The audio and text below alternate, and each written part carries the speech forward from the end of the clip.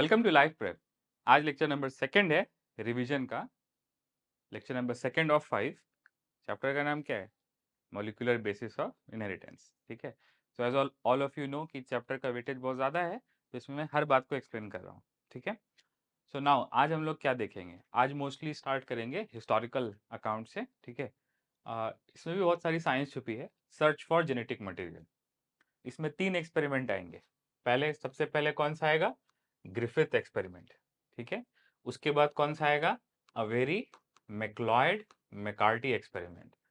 और उसके बाद कौन सा आएगा? उसके बाद आएगा हर्शे चेज एक्सपेरिमेंट। ये 3 एक्सपेरिमेंट आएंगे, इनके इंटरप्रिटेशन आएंगे।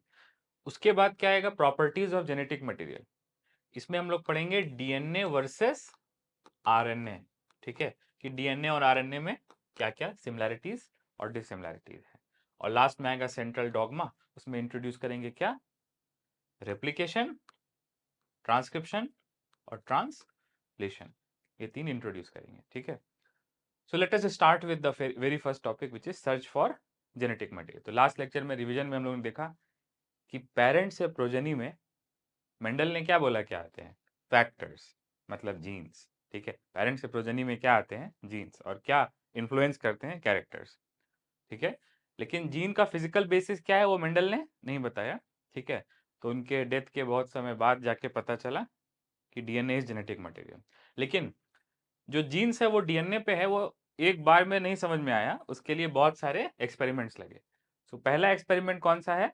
Griffith experiment. ग्रिफिथ एक्सपेरिमेंट का कॉमन नाम क्या है? ट्रांसफॉर्मिंग प्रिंसिपल या फिर ट्रांसफॉर्मेशन प्रिंसिपल। ठीक है। सो पहला क्या है आज का? शुरुआत किससे करेंगे? Griffith's experiment. ठीक है। इसमें साइंटिस्ट का नाम क्या है? Frederick Griffith. इससे पहले जो साइंटिस्ट थे जिन्होंने न्यूक्लिन कॉइन किया था, उनका क्या था? फ्रेडरिच मीशर। ठीक है। सो फ्रेडरिक ग्रिफिथ्स एक्सपेरिमेंट। ठीक है। इसमें साइंटिस्ट का नाम क्या है? ठीक है, फ्रेडरिक ग्रिफिथ। ठीक है। और इस एक्सपेरिमेंट का दूसरा नाम क्या है? Transformation principle. Transformation principle. Transformation मजे का है, कांस्टेंट रहेगा या बदल जाएगा? बदल जाएगा। ट्रांसफॉर्मेशन मतलब क्या? बदल। अरे कोई बहुत मोटा था, अचानक से पतला हो गया, तो क्या बोलते हैं? What a physical transformation. बदल गया तो क्या बोलेंगे? ट्रांसफॉर्मेशन। तो यहाँ पे कुछ भी होगा जो बदल जाएगा। ठीक है। सो एक्चुअली यहाँ पे क्या बदलेगा? बैक्टीरिया। ठीक है, बैक्टीरिया बदलेगा। ठीक है, बिना जिम करे। सो कौन सा बैक्टीरिया लिया इन्होंने, फ्रेडरिक ग्रिफिथ ने? बोल दो ना, कौन सा बैक्टीरिया लिया? Pneumonia causing bacteria. उसका नाम क्या है? स्ट्रेप्टोकोकस। स्ट्रेप्टोकोकस निमोनियाई। स्ट्रेप्टोकोकस निमोनियाई। ठीक है। और इसी बैक्टीरिया को दूसरे नाम से भी बुलाते हैं। किस नाम से बुलाते हैं? न्यूमोकॉकस। न्यूमोनोकॉकस नहीं, न्यूमोकॉकस। ठीक है। तो चाहे आप बोलो स्ट्रेप्टोकॉकस निमोनियाई, चाहे आप बोलो न्यूमोकॉकस, दोनों रफली सेम है। ठीक है। सो फ्रेडरिक ग्रिफिथ ने एक बैक्टीरिया लिया, उसका नाम क्या है? स्ट्रेप्टोकॉकस निमोनियाई। ठीक है। ये बैक्टीरिया क्यों लिया? दूसरा कोई बैक्टीरिया क्यों नहीं लिया? ठीक है। इसके पीछे एक रीजन था। Why streptococcus? तो उसका रीजन क्या है? उसका रीजन ये है कि स्ट्रेप्टोकॉकस निमोनियाई के 2 स्ट्रेन्स होते हैं। वैसे तो बहुत सारे स्ट्रेन्स होते हैं, लेकिन 2 स्ट्रेन्स इंपॉर्टेंट है। ठीक है। एक कौन सा स्ट्रेन? R strain. कौन सा स्ट्रेन? R strain. स्ट्रेन मतलब वैरायटी। ठीक है, आर वैरायटी। और दूसरी कौन सी वैरायटी? S strain. ठीक है। ठीक है। अब ये जो आर और एस स्ट्रेन है, यही क्यों चूज किया? इसके पीछे के रीजन क्या है? रीजन ये है कि आर और एस स्ट्रेन ऊपर से देख के ही बता सकते हैं कौन सा वाला आर है और कौन सा वाला एस है। ठीक है। तो ये दोनों में विजिबल डिफरेंस है। इन दोनों में क्या है? विजिबल डिफरेंस है। मतलब कोई माइक्रोस्कोप भी लगाने की जरूरत नहीं है, कोई डायग्नोस्टिक टेस्ट करने की जरूरत नहीं है, देख के बता सकते हो कौन सा आर है और कौन सा एस है। क्यों? क्योंकि आर स्ट्रेन जो होता है वो कैसी कॉलोनी बनाता है? रफ कॉलोनी, ठीक है। और स्मूथ स्ट्रेन कौन सी कॉलोनी बनाता है? Shiny colony. स्मूथ कॉलोनी नहीं बोलते, क्या बोलते? शाइनी कॉलोनी, ठीक है।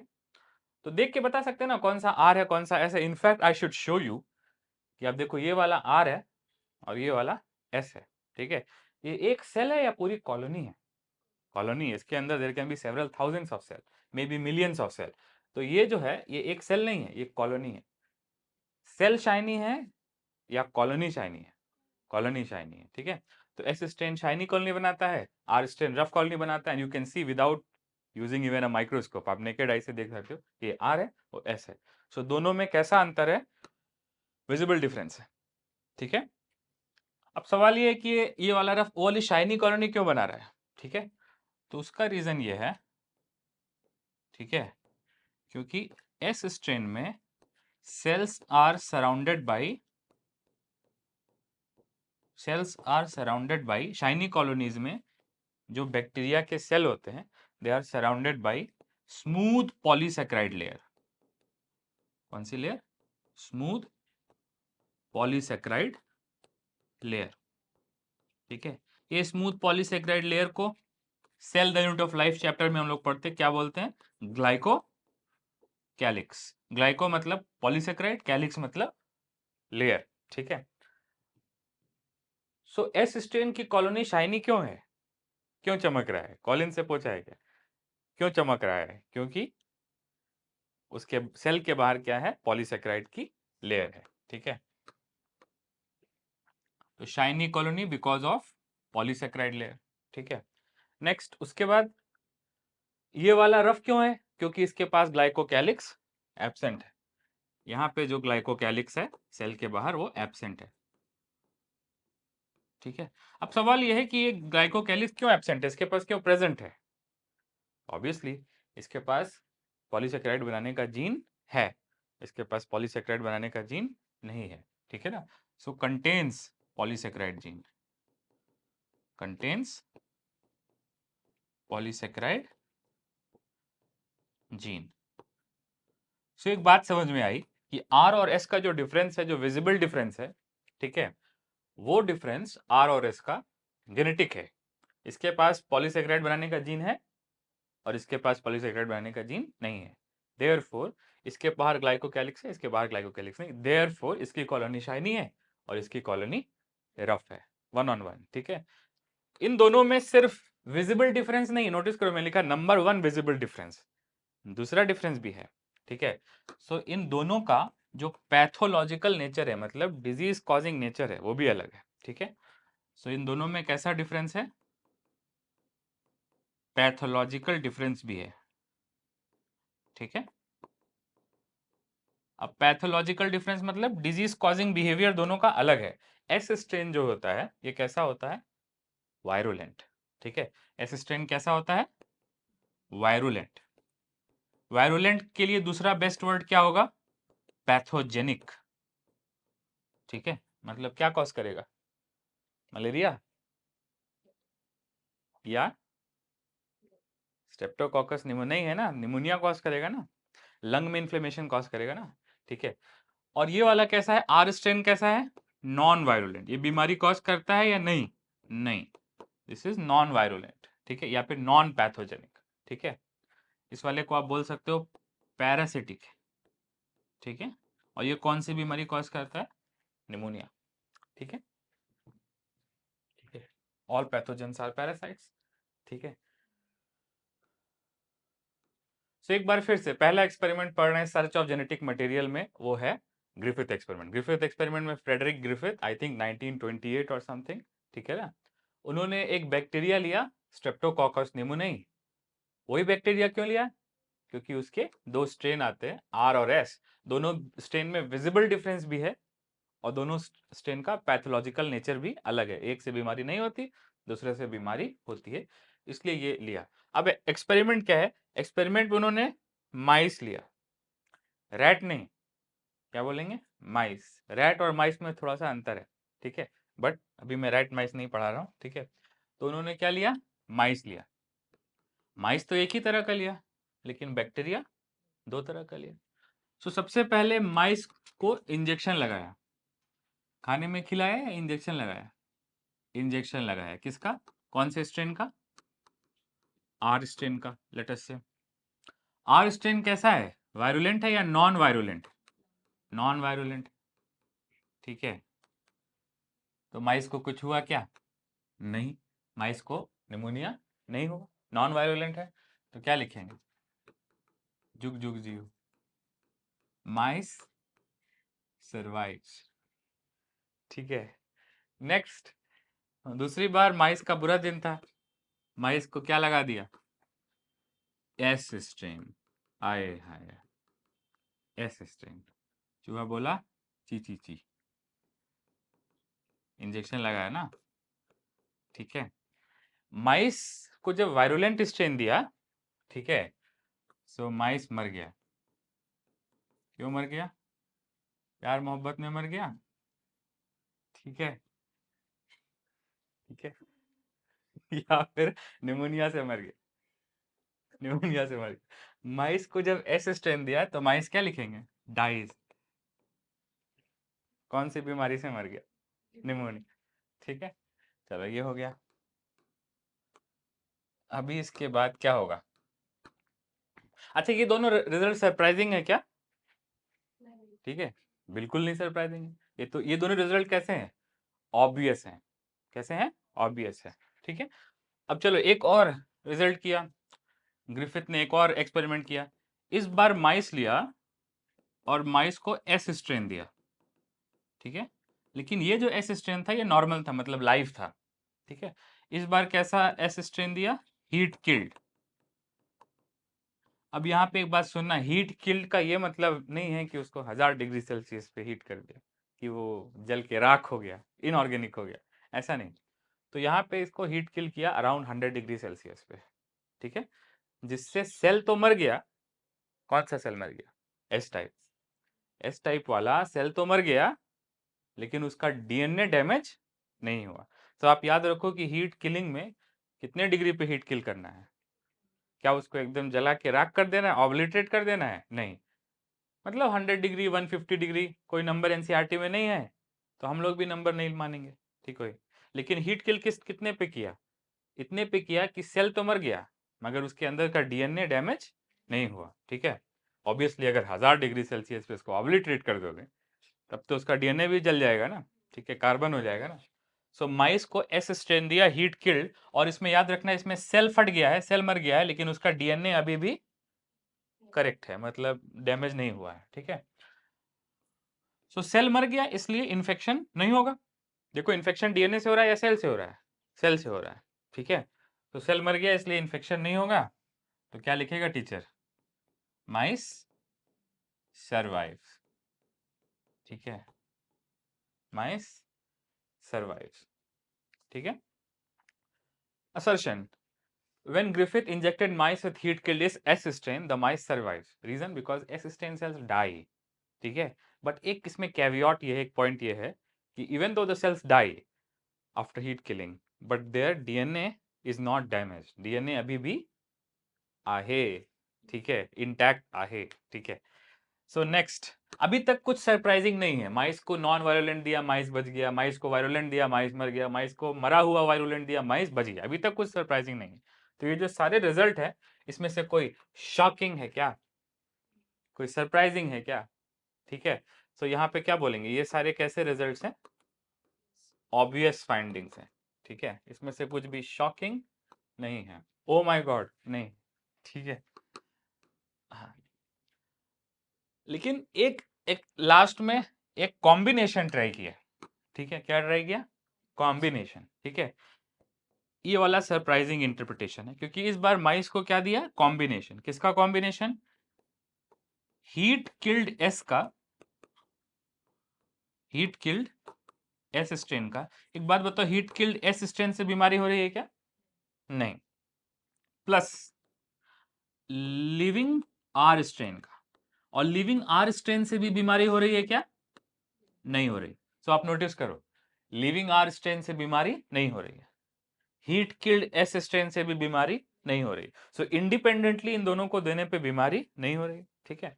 लेकिन दोनों को मिक्स करके दिया, कॉम्बिनेशन दे दिया, ठीक है, फालूदा बना के दे दिया, तो उसके वजह से क्या हुआ, मतलब एक्सपेक्टेशन क्या है इस केस में, एक्सपेक्टेशन क्या है, हीट किल्ड एस की वजह से बीमारी नहीं हो रही, लिविंग आर स्ट्रेन की वजह से बीमारी नहीं हो रही, तो दोनों का कॉम्बिनेशन देने से भी नहीं होना चाहिए, ये तो एक्सपेक्टेशन है ना।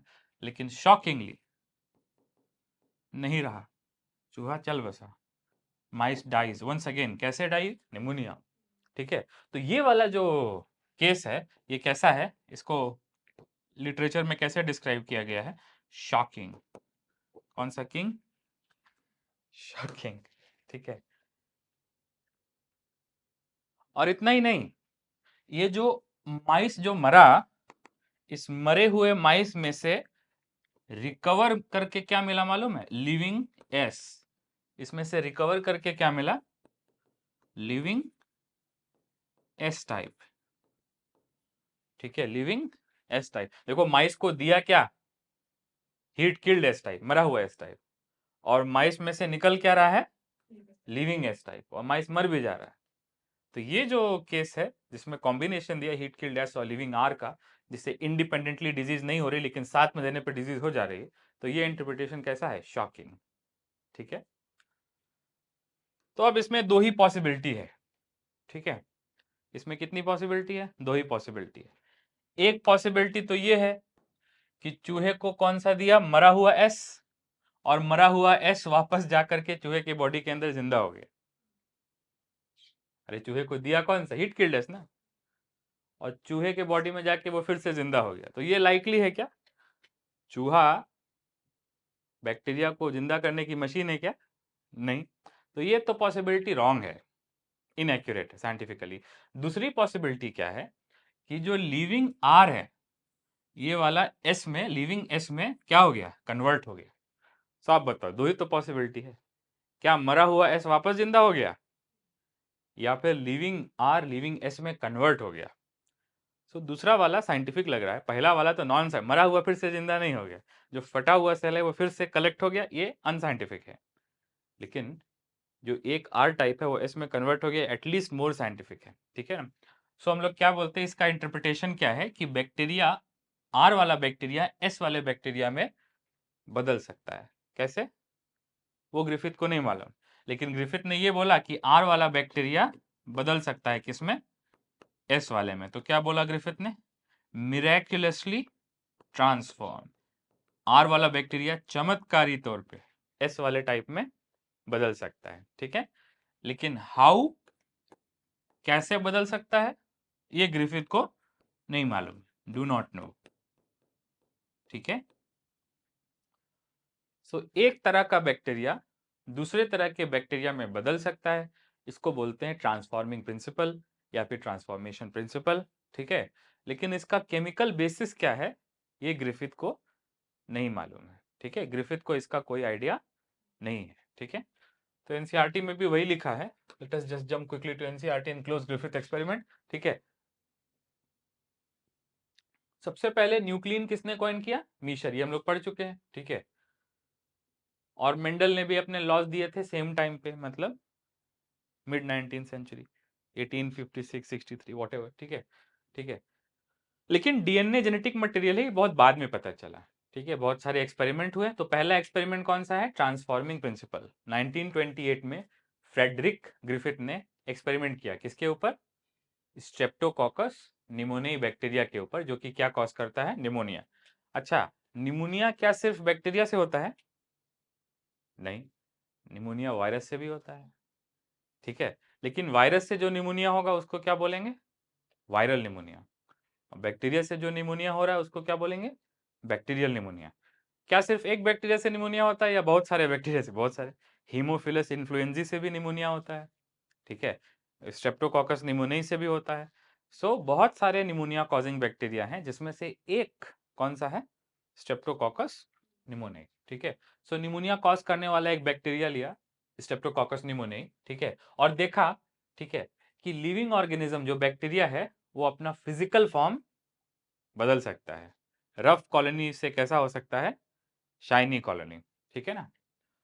सो जब स्ट्रेप्टोकॉकस निमोनियाई को, जिसको न्यूमोकॉकस भी बोलते हैं, उसको ग्रो कराया गया कल्चर में, तो दो तरह की कॉलोनी बनाता है, smooth shiny colony, while rough colony. This is because S strain के पास पॉलीसेकेराइड कोट है, ग्लाइकोकैलिक्स है, म्यूकस लेयर है, ठीक है। इन्फेक्टेड को अगर एस स्ट्रेन दिया, मतलब माइस को अगर एस स्ट्रेन से इन्फेक्ट किया तो माइस मर गया, आर से किया तो माइस नहीं बना। ये दोनों में से कोई शॉकिंग नहीं है, ठीक है। ग्रिफिथ ने बैक्टीरिया को हीट किल किया, लेकिन वंस अगेन कितने टेम्परेचर पे, जिससे सेल मर जाए लेकिन उसके अंदर का डीएनए डैमेज ना हो, ठीक है। सो ही ऑब्जर्व कि हीट किल एस स्ट्रेन जब माइस को दिया जा रहा है तो माइस को निमोनिया नहीं हो रहा है, ठीक है। So heat killed S strain injected into mice, mice survives, ठीक है। लेकिन ये जो कॉम्बो दिया हीट किल्ड एस स्ट्रेन का और लिविंग आर स्ट्रेन का, ठीक है, ये जब माइस को दिया तो इससे माइस मर गया। ये शॉकिंग है। क्यों शॉकिंग है? क्योंकि हीट किल एस से निमोनिया नहीं हो रहा और अलाइव आर से निमोनिया नहीं हो रहा। तो इंडिपेंडेंटली दोनों से निमोनिया नहीं हो रहा, तो साथ में देने से कैसे निमोनिया हो जा रहा है? और उससे भी बड़ा शॉकिंग कि माइस से क्या रिकवर हो रहा है, आर टाइप या एस टाइप? एस टाइप, वो शॉकिंग है, ठीक है। तो क्या लिखा है, mice died, moreover he recovered living S bacteria from dead mice.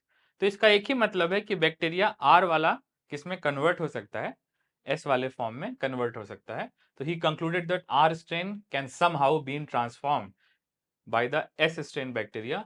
तो इसको क्या बोलते हैं, ट्रांसफॉर्मिंग प्रिंसिपल। आर स्ट्रेन को सिंथेसाइज करना आ गया और वायरुलेंट हो गया, ठीक है। लेकिन इसका केमिकल बेसिस क्या है कि किस तरह से आर वाला वायरुलेंट हो गया, ये ग्रिफिथ को नहीं मालूम है, ठीक है। So biochemical characterization of transforming principle, ये नेक्स्ट एक्सपेरिमेंट है, इसको क्या बोलते हैं, अवेरी मैक्लॉयड मैकार्टी। आवारा पागल दीवाना, क्या बोलते हैं, अवेरी मैक्लॉयड मैकार्टी, ठीक है। ठीक है, साइंटिस्ट का नाम इसमें इंटरेस्टिंग है, ठीक है, Oswald Avery, Colin MacLeod, Maclyn McCarty, ठीक है। मैकलिन मैकार्टी नहीं, ठीक है ना। So MacLeod McCarty, some people call it MC Carty, ठीक है। कोई बोलता है क्या? ठीक है, मैक्लियॉयड मैकार्टी।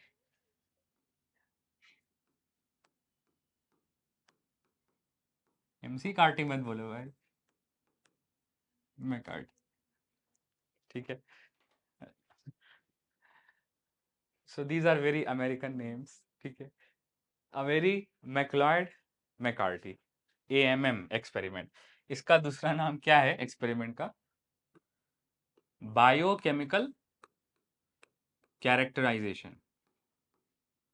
बायोकेमिकल कैरेक्टराइजेशन, किस चीज का biochemical characterization? Of Griffith experiment या फिर ट्रांसफॉर्मिंग प्रिंसिपल।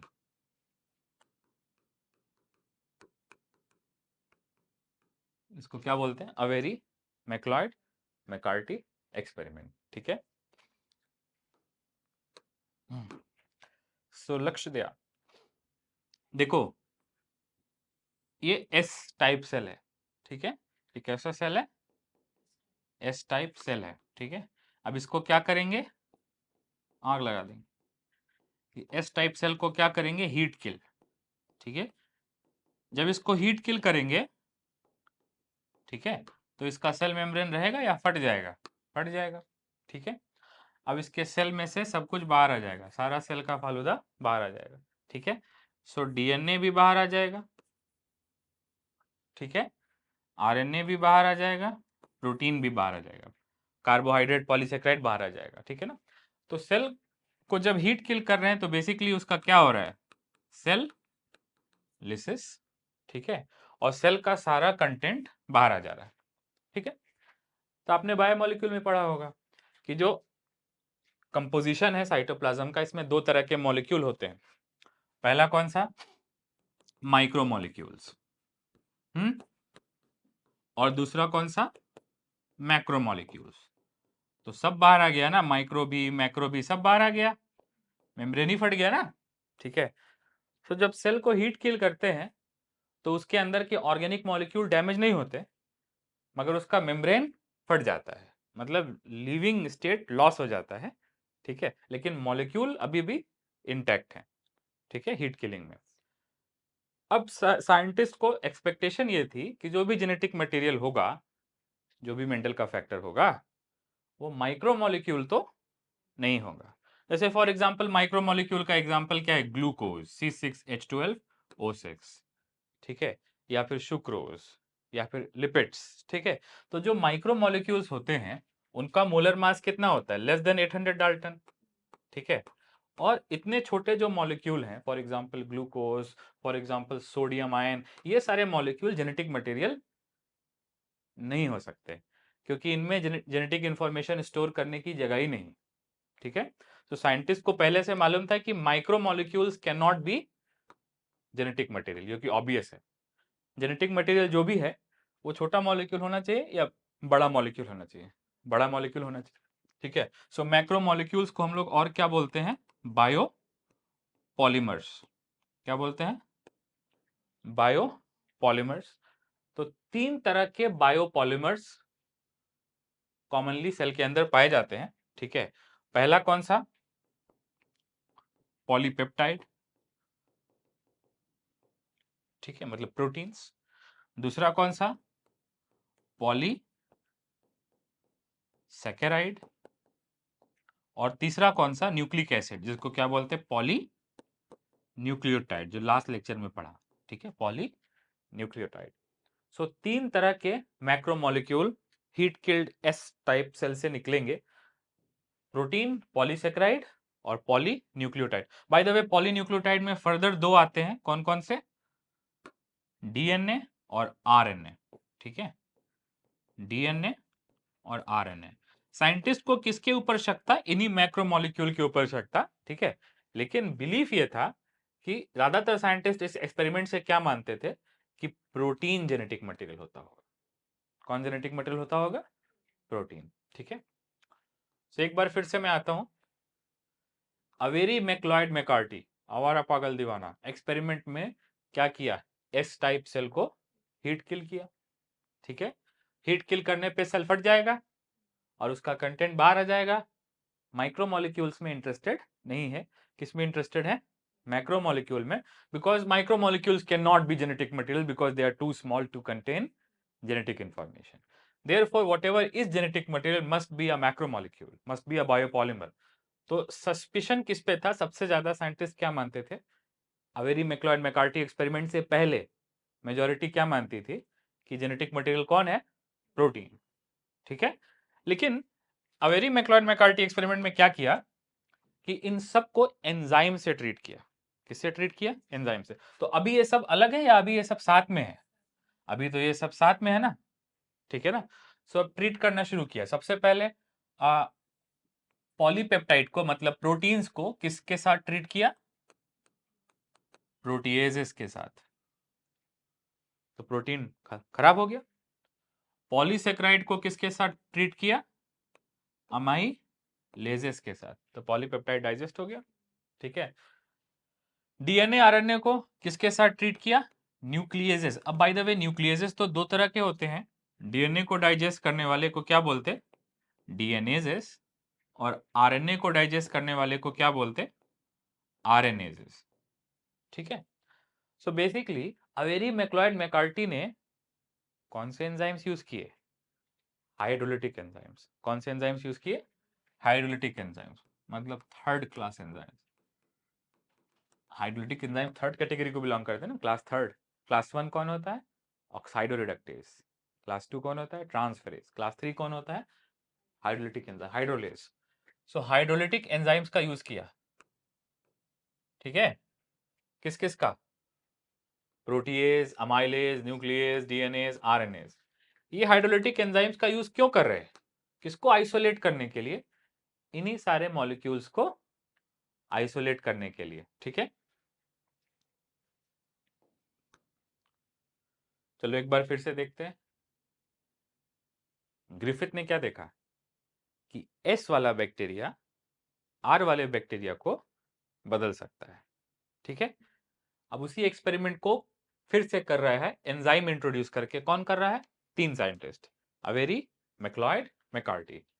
अवेरी, मैक्लॉयड, मैकार्टी ने हीट किल किया किसको? एस टाइप सेल को, तो उसका कंटेंट मैक्रोमोलेक्यूल बाहर आ गया।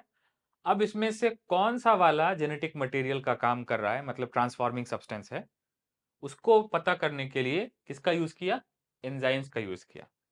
अब आप मुझे एक बात बताओ, अगर प्रोटीएज यूज करेंगे तो जो प्रोटीन है वो डाइजेस्ट हो जाएगा।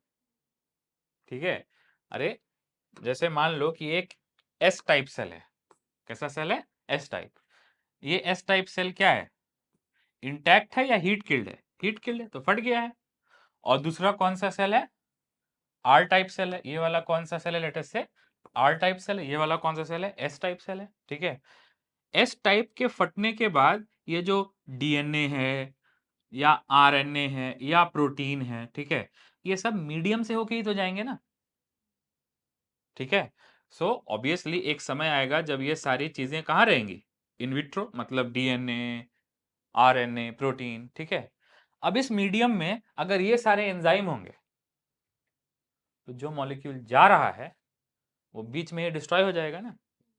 ठीक है, फॉर एग्जांपल अगर इस मीडियम में आर और एस के बीच का जो मीडियम है, अगर इसमें प्रोटीएज है, सो प्रोटीन रहेगा या डाइजेस्ट हो जाएगा? डाइजेस्ट हो जाएगा। आरएनए रहेगा, डाइजेस्ट डाइजेस्ट हो जाएगा। ठीक है, सो याद रखना कि सारे एंजाइम एक साथ नहीं दिए, अलग अलग दिए। ठीक है, तो जब इन्होंने प्रोटीएज दिया, कौन सा एंजाइम दिया? प्रोटीएज दिया, तो क्या आर और एस के बदलने में कोई इफेक्ट हुआ क्या? नहीं, नो इफेक्ट। जो प्रोटीएज दिया तो प्रोटीन डाइजेस्ट हो गया ना। लेकिन क्या प्रोटीन की वजह से आर वाला एस में बदल रहा है? नहीं, आर वाला एस में किसकी वजह से बदल रहा है? डीएनए की वजह से बदल रहा है। ट्रांसफॉर्मिंग सब्सटेंस तो डीएनए है ना। सो जब प्रोटीएज दिया मीडियम में, तो ट्रांसफॉर्मेशन के ऊपर कोई इफेक्ट है या नो इफेक्ट? नो इफेक्ट, मतलब आर वाला एस में बदलेगा क्योंकि डीएनए जाएगा। ठीक है, जब आरएनएज दिया मीडियम में, क्या दिया? आरएनएजेस, तो भी इसके ऊपर क्या बोलेंगे? No effect. ठीक है, लेकिन जब डीएनए एंजाइम दिया तो मीडियम में डीएनए जो है हीट किल्ड एस से आर में नहीं जा पाएगा, इसलिए डीएनए एंजाइम देने के पे एनसीईआरटी ने क्या लिखा है? नो इफेक्ट या did effect transformation. Did effect transformation. ठीक है, सो आप याद रखो कि बाकी सारे एंजाइम अमाइलेज, प्रोटीएज, आरएनएज देने से ट्रांसफॉर्मेशन के ऊपर कोई इफेक्ट नहीं है, लेकिन डीएनए देने से डीएनए बीच में डाइजेस्ट हो जाएगा और हीट किल्ड एस से आर में डीएनए नहीं जा पाएगा। तो एनसीईआरटी ने क्या बोला? Did effect transformation. ठीक है, अच्छा, अगर बाकी सारे एंजाइम दे दो, मतलब प्रोटीएज दे दो, आरएनएज दे दो, अमाइलेज दे दो, ये सारे एंजाइम दे दो, तो सब डाइजेस्ट हो जाएगा। प्रोटीन, आरएनए, पॉलीसेकेराइड सब डाइजेस्ट हो जाएगा। लेकिन अभी क्या नहीं दिया है? डीएनए, तो डीएनए बचा रहेगा। तो ये सारे एंजाइम के कॉम्बो दिया और तब भी देखा कि डीएनए अकेला ही काफी है किसको ट्रांसफॉर्म करने के लिए? आर स्ट्रेन को एस स्ट्रेन में ट्रांसफॉर्म करने के लिए। So DNA alone is enough to convert R strain into S strain. So इसका जो मेन इंटरप्रिटेशन है वो दो है। पहला इंटरप्रिटेशन क्या है? कि डीएनए देने से ट्रांसफॉर्मेशन को इफेक्ट हुआ। ठीक है, और प्रोटीएज और आरएनएज और अमाइलेज देने से कोई इफेक्ट नहीं हुआ। तो पहला इंटरप्रिटेशन है। दूसरा इंटरप्रिटेशन क्या है? कि डीएनए अलोन, कहां से? From heat killed S. DNA alone from heat killed S strain. DNA अकेला ही काफी है। DNA alone from heat killed S strain can convert R strain into S strain. मरे हुए एस स्ट्रेन का डीएनए अकेला ही काफी है आर स्ट्रेन को एस स्ट्रेन में बदलने के लिए। देयरफॉर ट्रांसफॉर्मिंग सब्सटेंस कौन है? प्रोटीन या डीएनए? डीएनए।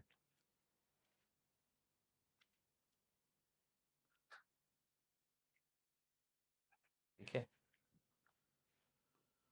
सो कौन सा एक्सपेरिमेंट है जिसमें हाइड्रोलिटिक एंजाइम्स का यूज होता है? Avery MacLeod McCarthy experiment. इस एक्सपेरिमेंट में हाइड्रोलिटिक एंजाइम्स का रोल क्या है? मीडियम को, प्रोटीन को डाइजेस्ट करना, आरएनए को डाइजेस्ट करना, रैंडमली या सेलेक्टिवली? सेलेक्टिवली, ठीक है। और सेलेक्टिवली प्रोटीन को और आरएनए को डाइजेस्ट करके और डीएनए को छोड़ के क्या चेक कर रहे हैं कि क्या डीएनए अकेला ही आर को ऐसे बदल सकता है, ठीक है। सो अगर पूछा जाए कि इसमें से अवेरी मैक्लॉयड मैकार्टी एक्सपेरिमेंट किस चीज का प्रूफ है, क्या अवेरी मैक्लॉयड मैकार्टी इस चीज का प्रूफ है कि डीएनए जेनेटिक मटेरियल, या फिर अवेरी मैक्लॉयड मैकार्टी इस चीज का प्रूफ है कि डीएनए इज ट्रांसफॉर्मिंग सब्सटेंस, ठीक है।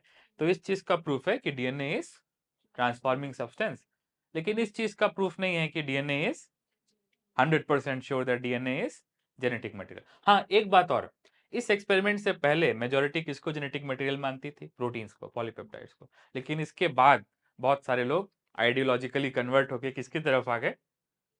डीएनए की तरफ, कि DNA must be genetic material, ठीक है ना। तो वही एनसीईआरटी में लिखा है कि prior to the work of, मतलब अवेरी मैक्लॉयड मैकार्टी से पहले, एमसी कार्टी से पहले, genetic material was proven to be या thought to be? Thought to be, मान लिया था कि जेनेटिक मटेरियल क्या होगा? प्रोटीन। लेकिन इन तीनों ने मिल करके ग्रिफिथ एक्सपेरिमेंट को फिर से किया, और क्या किया? प्यूरिफाई किया बायोकेमिकल्स को। कॉमन सेंस, कैसे प्यूरिफाई किया? एंजाइमेटिकली, एंजाइम्स का यूज करके। क्योंकि अगर आप प्रोटीएज और आरएनएज दे दोगे तो प्रोटीन और आरएनए डाइजेस्ट हो जाएगा, क्या बचेगा प्यूरिफाई? डीएनए। समझ रहे हो ना आप? ऐसे, ठीक है। So they purified DNA, RNA, protein, कहां से? From heat killed S cell. और फिर चेक किया सिलेक्टिवली कि कौन सा वाला, क्या डीएनए या आरएनए या प्रोटीन, कौन है जो आर को एस में बदल सकता है। तो क्या नोटिस किया कि डीएनए अकेला ही काफी है किसको बदलने के लिए?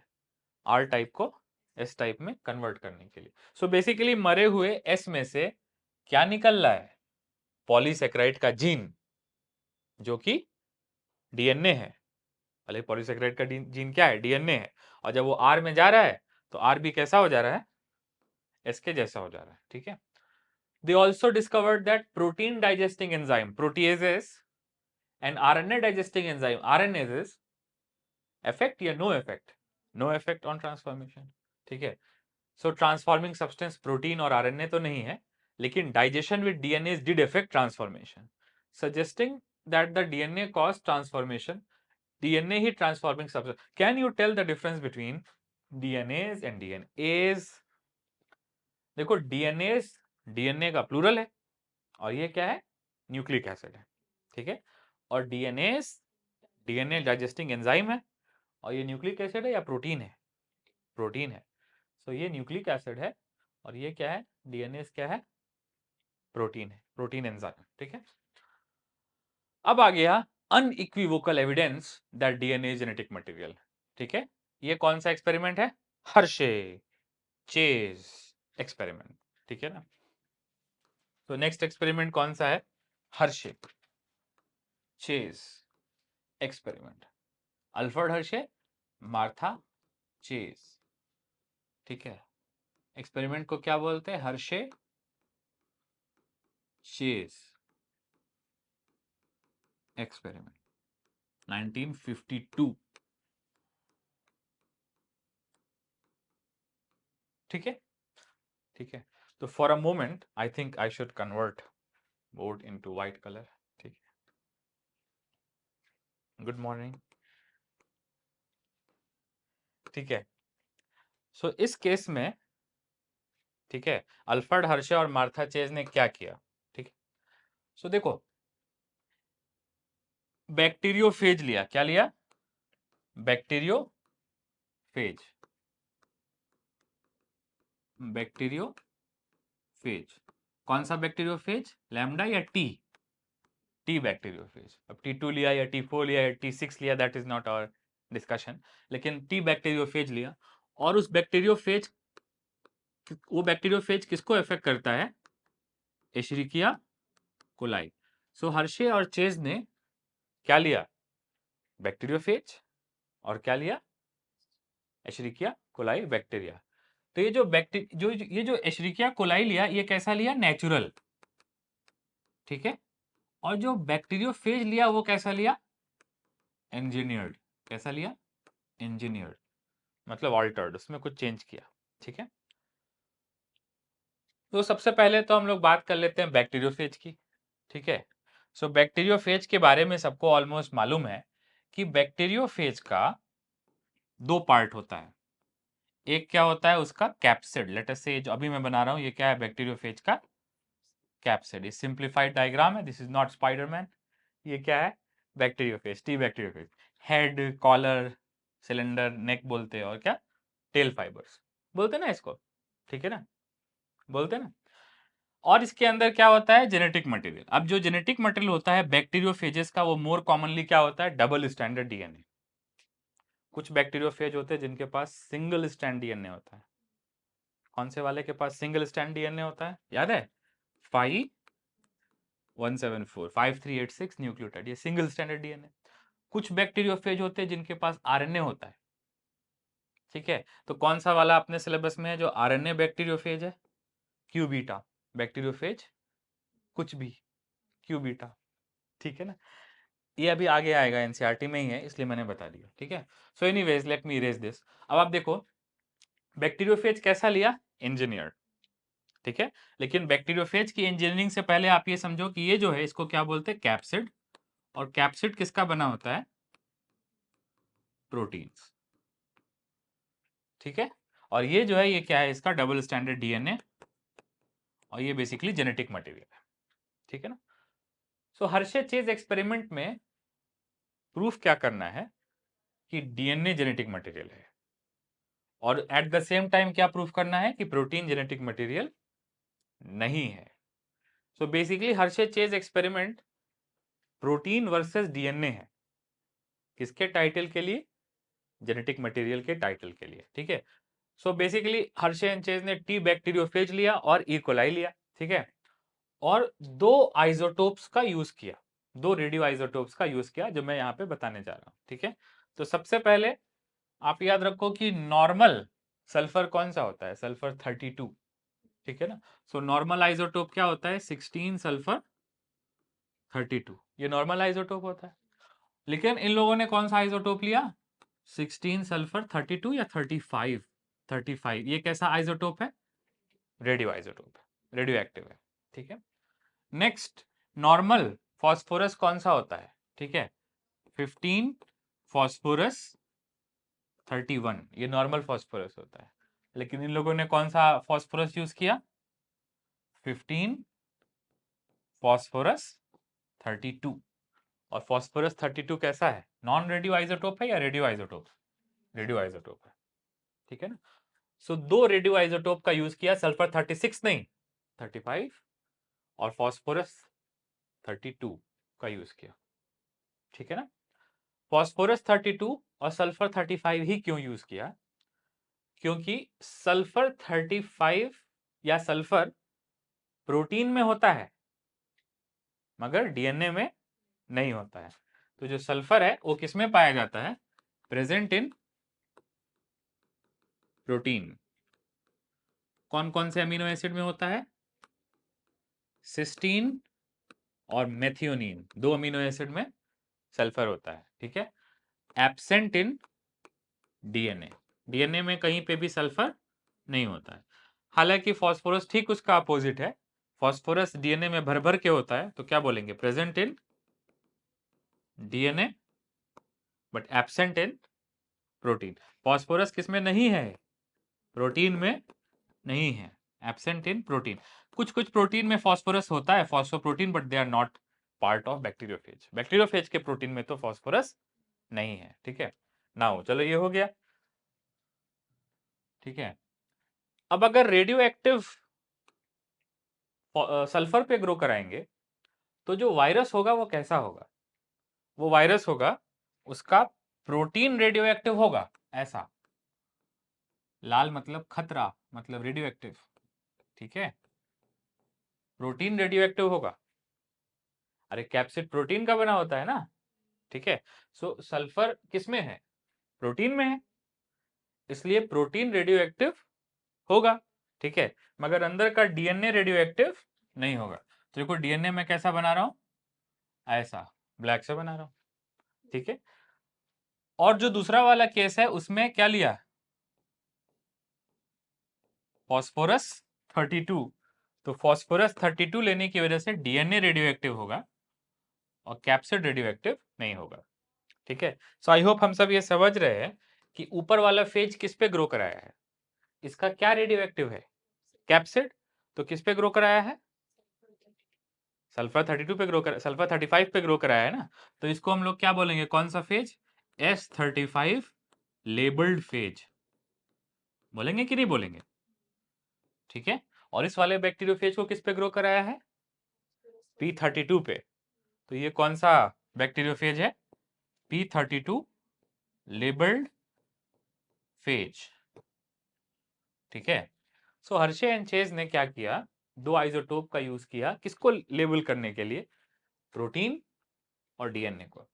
ठीक है, सेलेक्टिवली लेबल करने के लिए यूज किया। अब हम लोग आते हैं हर्शे चेज की थ्योरी पे। सो बैक्टीरिया एक ही तरह का लिया, लेकिन वायरस दो तरह के लिए।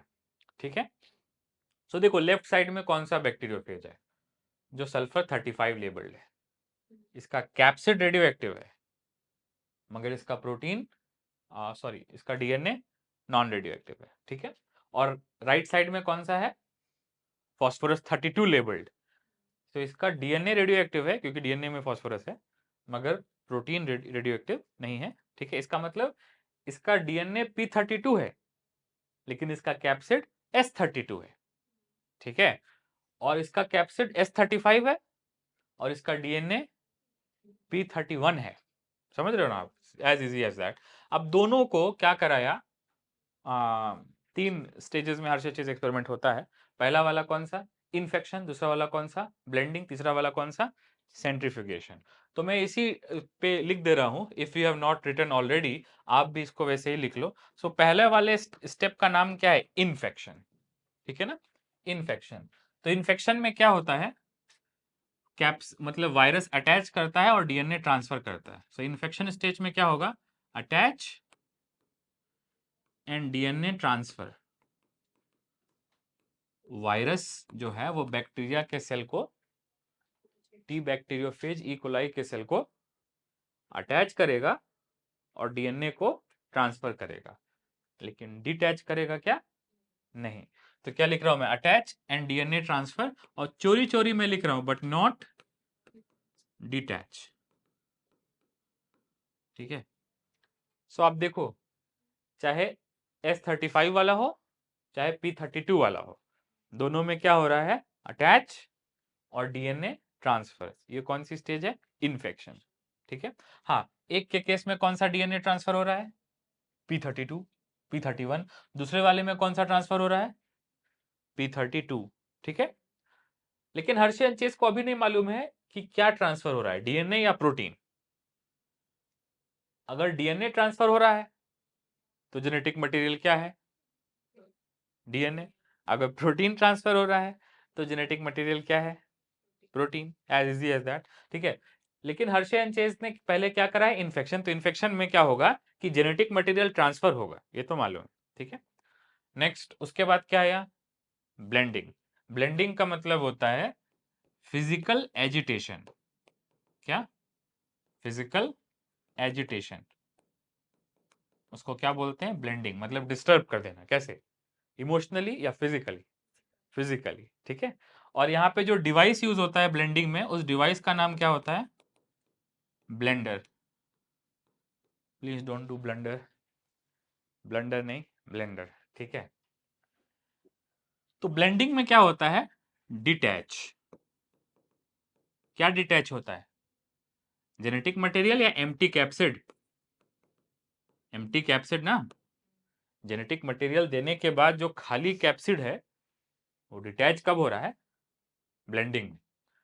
सो इन्फेक्शन में क्या हो रहा है, अटैच एंड ट्रांसफर, लेकिन ब्लेंडिंग में क्या हो रहा है, डिटैच।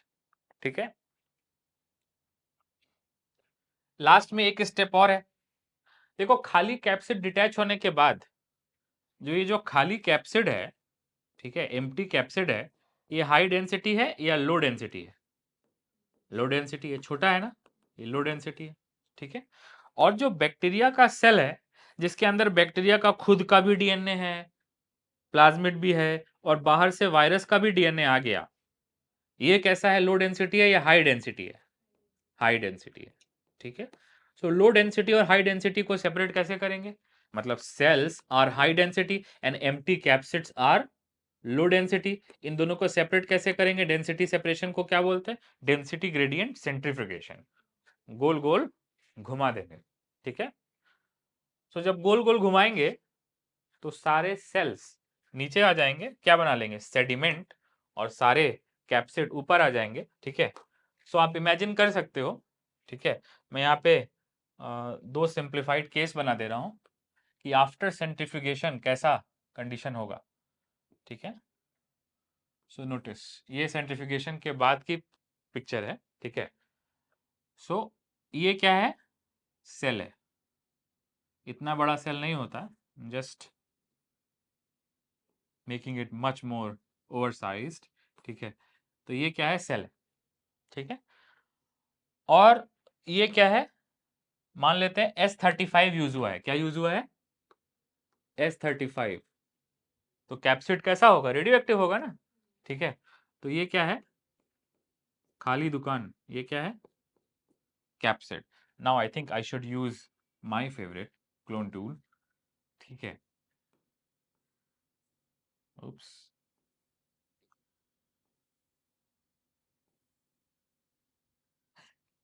तो आप देख रहे हो कि यहाँ पे क्या हो रहा है कि कैप्सिड जो है वो सारे ऊपर आ गए। क्यों ऊपर आ गए? सेंट्रीफ्यूगेशन किया है ना, ठीक है। अगर सेंट्रीफ्यूगेशन ना करते तो क्या होता? तो उस केस में कैप्सिड जो है, ये जो कैप्सिड है वो यहीं कहीं बीच में रहता, ठीक है, स्कैटर्ड एंड स्मीयर्ड। लेकिन ये अपनी एक जगह पे क्यों आके चुप से बैठ गया है? क्योंकि सेंट्रीफ्यूगेशन करने पे लो डेंसिटी वाला कैप्सिड ऊपर आ गया है। तो इस जो ऊपर आ गया, इसको हम लोग क्या बोलते हैं? इसके लिए वर्ड है, इसको हम लोग क्या बोलते हैं? सुपरनेटेंट। क्या बोलते हैं? सुपरनेटेंट, ठीक है, या फिर ब्रॉथ, सिंपल लैंग्वेज में ब्रॉथ। और जो नीचे चला गया उसको क्या बोलते हैं? सुपरनेटेंट या सेडिमेंट। सेडिमेंट, ठीक है ना। तो अब आप एक बात बताओ, जस्ट इमेजिन दिस, कि अगर S35 वाला यूज हुआ है तो रेडियो एक्टिव कौन है? कैप्सिड। तो रेडियो एक्टिविटी किस में डिटेक्ट होगी? सुपरनेटेंट में डिटेक्ट होगी। S35 वाले केस में रेडियो एक्टिविटी किस में डिटेक्ट होगी? सुपरनेटेंट। सुपरनेटेंट कैसा होगा? रेडियो एक्टिव, ठीक है। और जो डीएनए है वो तो P31 वाला है ना, तो वो कैसा होगा? Non radio active. देखो ई कोलाई का जो डीएनए था वो तो ऑलरेडी नॉन रेडियो था, ठीक है। तो सेल्स में रेडियो एक्टिविटी डिटेक्ट नहीं होगी, ठीक है। वहीं अगर दूसरा केस हम लोग ले लें, दूसरा केस कौन सा केस है? सेकेंड केस कौन सा केस है भाई? P32 वाला केस है। कौन सा वाला केस है? P32, ठीक है। तो इस बार क्या होगा? इस बार ये जो कैप्सिड है ये तो S32 वाले हैं, तो कैप्सिड में रेडियो एक्टिविटी नहीं होगी, ठीक है। So I will make sure I change their colour, but I can't change this to black, so I will redraw them, ठीक है। सो कैप्सिड में तो रेडियो एक्टिविटी नहीं होगी। कैप्सिड में रेडियो एक्टिविटी क्यों नहीं है? क्योंकि सल्फर 32 है ना,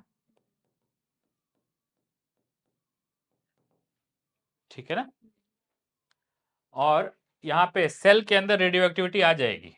सेल के अंदर रेडियो एक्टिविटी क्यों आ गई? क्योंकि सेल के अंदर डीएनए आ गया ना। ये कौन सा डीएनए? सेल वाला या वायरस वाला?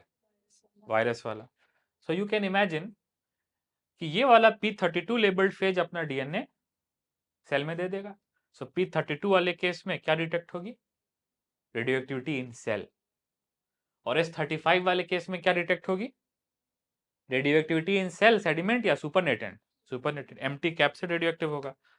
सो S35 वाले केस में एम्प्टी कैप्सिड रेडियो एक्टिव है और सेल रेडियो एक्टिव नहीं है, ठीक है। और P32 वाले केस में जो सुपरनेटेंट है वो नॉन रेडियो होगा और जो सेल है वो रेडियो होगा। ठीक है, अब इसमें बच करके हम सबको क्या लिखना है, असर्शन रीजन। ठीक है, इसमें जो सेडिमेंट है या जो सेल है वो कैसे होंगे, रेडियो एक्टिव। तो मान लो अगर असर्शन आता है कि व्हेन P32 लेबल्ड फेज, तो कौन सा, लेफ्ट या राइट, राइट वाले, when P32 labelled phase was used to infect Escherichia coli and Hershey's experiment was carried out. So P32 वाले केस में रेडियोएक्टिविटी कहां डिटेक्ट हो रही है, सेल्स बट नॉट सुपरनेटेंट। तो मैं फिर से बोल रहा हूं कि when P32 labelled phase was used to infect Escherichia coli, radioactivity was detected in cells, मतलब sediment. Reason? The DNA, radioactive DNA of P32 phage was transferred during infection stage from bacteriophage right into E. coli. ठीक है ना। और इस वाले case में assertion reason बन सकता है कि when S35 labeled phage was infected, was made to infect Escherichia coli, then radioactivity was detected in supernatant. So reason, because proteinaceous capsid does not move from virus to cell. Protein का capsid low density का है, वो अलग ही रहेगा, वो cell के अंदर नहीं जाएगा। देयरफॉर सुपरनेटेंट में रेडियो एक्टिविटी है, हैवी सेल्स में रेडियो एक्टिविटी नहीं है। सो ये वाला केस क्या प्रूफ करता है, P32 वाला, कि डीएनए वायरस से सेल के अंदर जा रहा है, therefore DNA is genetic material. लेकिन ये वाला केस क्या प्रूफ करता है कि प्रोटीन वायरस से सेल में नहीं जा रहा है, therefore protein is not genetic material. तो हर्शे चेज एक्सपेरिमेंट ये जो है, ये दोनों चीज का प्रूफ है। कौन कौन सी चीज का प्रूफ है, look at that. Hershey chase experiment is proof for both. पहले किस चीज का प्रूफ है, इस वाले केस में, इस वाले केस में P32 वाले केस में किस चीज का प्रूफ है कि डीएनए वायरस से सेल में जा रहा है। तभी तो P32 वाले केस में सेल्स में रेडियो एक्टिविटी डिटेक्ट हो रही है, वायरस से सेल में गया तभी तो सेल डिटेक्ट हो रही है। सो P32 वाले केस किस चीज का प्रूफ है कि डीएनए वायरस से सेल में जा रहा है, therefore DNA is genetic material. ठीक है, और S35 वाला किस चीज का प्रूफ है कि प्रोटीन वायरस से सेल में नहीं जा रहा है, therefore protein is not genetic material. So दोनों चीज का प्रूफ है। ये प्रूफ है कि डीएनए जेनेटिक मटेरियल है, और ये प्रूफ है कि प्रोटीन जेनेटिक मटेरियल नहीं है। सो जो हर्शे चेज एक्सपेरिमेंट है वो बेसिकली डीएनए वर्सेस प्रोटीन में अनइक्विवोकल प्रूफ है। अनइक्विवोकल का मतलब होता है जिसमें कोई डाउट ना हो। ठीक है, अब ये अनइक्विवोकल थोड़ा सा मेडिकल टर्मिनोलॉजी है। ठीक है, अब जैसे फॉर एग्जांपल किसी का कैंसर का टेस्ट हुआ, ठीक है, तो मान लो उसमें रेंज है 1 से 3 यूनिट्स। ठीक है, सो नॉन कैंसरस, ठीक है, मतलब कैंसर नहीं है। 8+ यूनिट तो कैंसर के लिए सेल पॉजिटिव है। अरे 1 से 3 में क्या है, कैंसर नहीं है, कॉन्ग्रेचुलेशन। 8+ यूनिट के लिए सेल पॉजिटिवली एक्सप्रेस कर रहा है कैंसर मार्कर को। लेकिन अब देखो इसके बीच में भी तो है ना, बीच में भी तो है ना। अरे व्हाट अबाउट 3 to 8, तो ये जो बीच वाला कैटेगरी है, ठीक है, 3 to 8 यूनिट, इसमें cell can be cancerous, can not be cancerous. तो इसको क्या बोलते हैं, कौन सी कैटेगरी, इक्विवोकल, कुछ भी हो सकता है, समझ रहे हो। इसको क्या बोलते हैं, इक्विवोकल। ठीक है, सो इक्विवोकल मतलब श्योर है या डाउट है, डाउट है, नहीं भी हो सकता है, हो भी सकता है। सो इक्विवोकल मेडिकल टर्मिनोलॉजी का वर्ड है। इक्विवोकल का मतलब है डाउट, कंफ्यूजन, एम्बिगोसिटी। लेकिन अनइक्विवोकल का मतलब क्या है कि नो डाउट। तो अनइक्विवोकल का मतलब क्या है, शक है या बेशक है, बेशक है। ठीक है ना। सो अनइक्विवोकल मतलब नो डाउट, सिंपल लैंग्वेज में नो डाउट। नीट को इसमें मतलब नीट एग्जाम में इस वर्ड को बदल के क्या कर सकता है, दूसरा वर्ड डाल सकता है। नो डाउट को अनएम्बिगुअस भी बोल सकते हैं। ठीक है, अनएम्बिगुअस मतलब कंफ्यूजन या नो कंफ्यूजन, नो कंफ्यूजन। तो हर्षे-चेज एक्सपेरिमेंट इज अनइक्विवोकल या unambiguous proof that DNA is genetic material and protein is not genetic material. ठीक है, तो वायरस सेल को कैसे अफेक्ट कर रहा है? अपना डीएनए देके, अपना प्रोटीन देके अफेक्ट नहीं कर रहा है। सो मोस्ट लाइकली जो मेंडेलियन फैक्टर्स हैं वो किसमें होते होंगे? जीन्स किसमें होते होंगे? डीएनए में। ठीक है, तो ये सब हम लोग पढ़ चुके हैं, ये वाला भी हो गया। ठीक है, अब आया इंटरेस्टिंग बात। ठीक है, कि देखो हर्षे एंड चेज ने जो वायरस यूज किया वो तो डीएनए वायरस था, टी बैक्टीरियोफेज। ठीक है, लेकिन ऐसे भी वायरसेस होते हैं जिनके पास आरएनए जीनोम होता है। तो अब किस पे डिस्कशन आ गया? प्रोटीन वर्सेस डीएनए पे? नहीं, प्रोटीन वर्सेस डीएनए तो सेटल हो गया कि प्रोटीन जेनेटिक मटेरियल नहीं है, डीएनए ही जेनेटिक मटेरियल है। तो दैट डिबेट इज सेटल्ड। अभी कौन सी डिबेट बाकी है? DNA versus RNA. तो हर्षे चेज एक्सपेरिमेंट में क्या सेटल हो गया? DNA versus protein. लेकिन अभी क्या अनसेटल्ड है? DNA versus RNA. So polynucleotide DNA और आरएनए जो दो न्यूक्लिक एसिड हैं, उनमें अभी भी डिबेट बाकी है कि इन दोनों में से प्रॉपर जेनेटिक मटेरियल कौन है और इन दोनों में डिफरेंसेस क्या है, दोनों का रोल क्या है। ठीक है, सो अभी डिस्कशन क्या चल रहा है हर्षे चेज एक्सपेरिमेंट में? कि प्रोटीन जेनेटिक मटेरियल नहीं है। तो साफ साफ लिखा है कि क्लियर हो गई डिबेट कि प्रोटीन जेनेटिक मटेरियल नहीं है, गो होम। और दूसरा क्या कि अनइक्विवोकल, इसमें कोई डाउट नहीं है कि डीएनए और प्रोटीन में डीएनए जेनेटिक मटेरियल है, प्रोटीन जेनेटिक मटेरियल नहीं है। But what about RNA? So आगे चल के क्या प्रूफ हुआ कि डीएनए जेनेटिक मटेरियल है, लेकिन साथ ही साथ एक बात और क्लियर होती गई कि कुछ वायरसेस में, जिनको आप बोलते हो आरएनए वायरसेस, उनमें जेनेटिक मटेरियल क्या हो सकता है? आरएनए। ठीक है, सो आरएनए वायरसेस तो अपने सिलेबस में बहुत सारे हैं, लेकिन कुछ का हम लोग यहाँ पे नाम लिखेंगे क्योंकि यहाँ पे एग्जाम्पल दिया है ना। सो एक तो कौन सा वायरस है? टोबैको मोज़ैक वायरस, जो बायोलॉजिकल क्लासिफिकेशन में बना है, याद है? दूसरा कौन सा है? Q beta bacteriophage. ठीक है ना, so Q beta bacteriophage, normally bacteriophage कैसे होते? Double standard DNA virus. लेकिन क्यू बीटा बैक्टीरियोफेज कैसा है?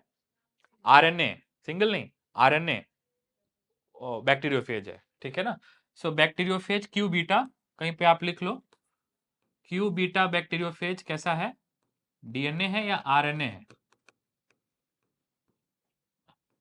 एक आरएनए वायरस। ठीक है, इसके साथ साथ और भी बहुत सारे आरएनए वायरस हैं, आप लिख लो। कौन सा? Tobacco mosaic virus, retrovirus HIV. ठीक है, और कोरोना वायरस। ठीक है, और कौन सा? खांसी जुकाम का virus, rhino virus, influenza virus. ठीक है, ये सब उधर दिए ना, मीजल्स एंड मम्प्स वायरस।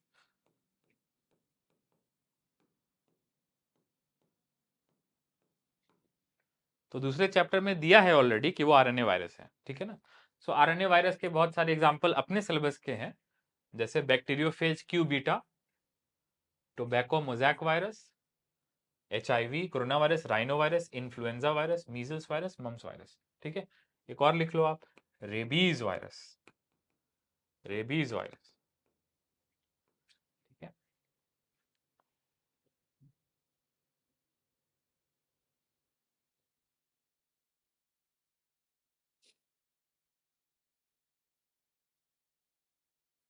ठीक है, सो अभी हम लोग देखने जा रहे हैं डीएनए वर्सेस आरएनए। ठीक है ना, सो एक हेडिंग डालेंगे, properties of genetic material, genetic material की क्या क्या विशेषताएं होनी चाहिए। ठीक है, so our next heading is properties of genetic material. पहली प्रॉपर्टी क्या है? It should be able to replicate, it should be able to replicate.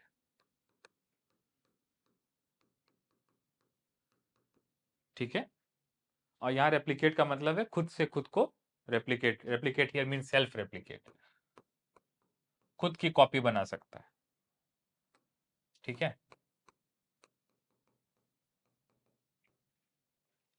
तो जेनेटिक मटेरियल दूसरे को रेप्लिकेट नहीं कराता है, खुद रेप्लिकेट हो सकता है, ठीक है ना।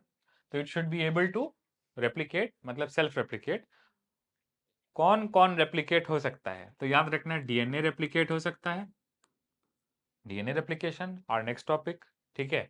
आरएनए रेप्लिकेट हो सकता है, RNA replication not in syllabus but still RNA replicate होता है आरएनए वायरसेस में। आरएनए किस में रेप्लिकेट होता है, अपने बॉडी में नहीं, अपने सेल्स में नहीं, आरएनए वायरसेस में आरएनए रेप्लिकेट होता है, ठीक है। नेक्स्ट प्रोटीन, सो इंटरेस्टिंग बात यह है कि प्रोटीन रेप्लिकेट नहीं कर सकता है, ठीक है ना। सो जेनेटिक मटेरियल होने का पहला क्राइटेरिया ही क्या है, एबिलिटी टू रेप्लिकेट। और प्रोटीन जो है वो देखो पहले ही फेल हो गया, ठीक है ना। सो यहाँ पे क्या लिखा है, it should be able to generate its replica, मतलब इट्स रेप्लिका मतलब सेल्फ रेप्लिकेट। जेनेटिक मटेरियल अपनी कॉपी बनाना उसको आना चाहिए। कौन कौन अपनी कॉपी बना सकता है, डीएनए आरएनए, कौन अपनी कॉपी नहीं बना सकता, प्रोटीन। इसलिए प्रोटीन फर्स्ट क्राइटेरिया में ही फेल हो गया, ठीक है। अब सवाल यह है कि रेप्लिकेशन क्यों जरूरी है, why replication is important. So replication इसलिए इंपॉर्टेंट है क्योंकि एक सेल से दूसरे सेल में हेरिडिटी होगी तो जेनेटिक मटेरियल कॉपी होके जाएगा ना, ठीक है ना। So why replication is important, because of heredity, या ऐसा बोलो बिकॉज ऑफ इनहेरिटेंस, ठीक है। मदर सेल से डॉटर सेल्स में, मदर सेल से डॉटर सेल्स में जाने से पहले क्या होना चाहिए, रेप्लिकेट। मियोसिस से पहले भी मियोसाइट में एस फेज होता है, माइटोसिस में भी एस फेज होता है साइकिल्स के बीच में।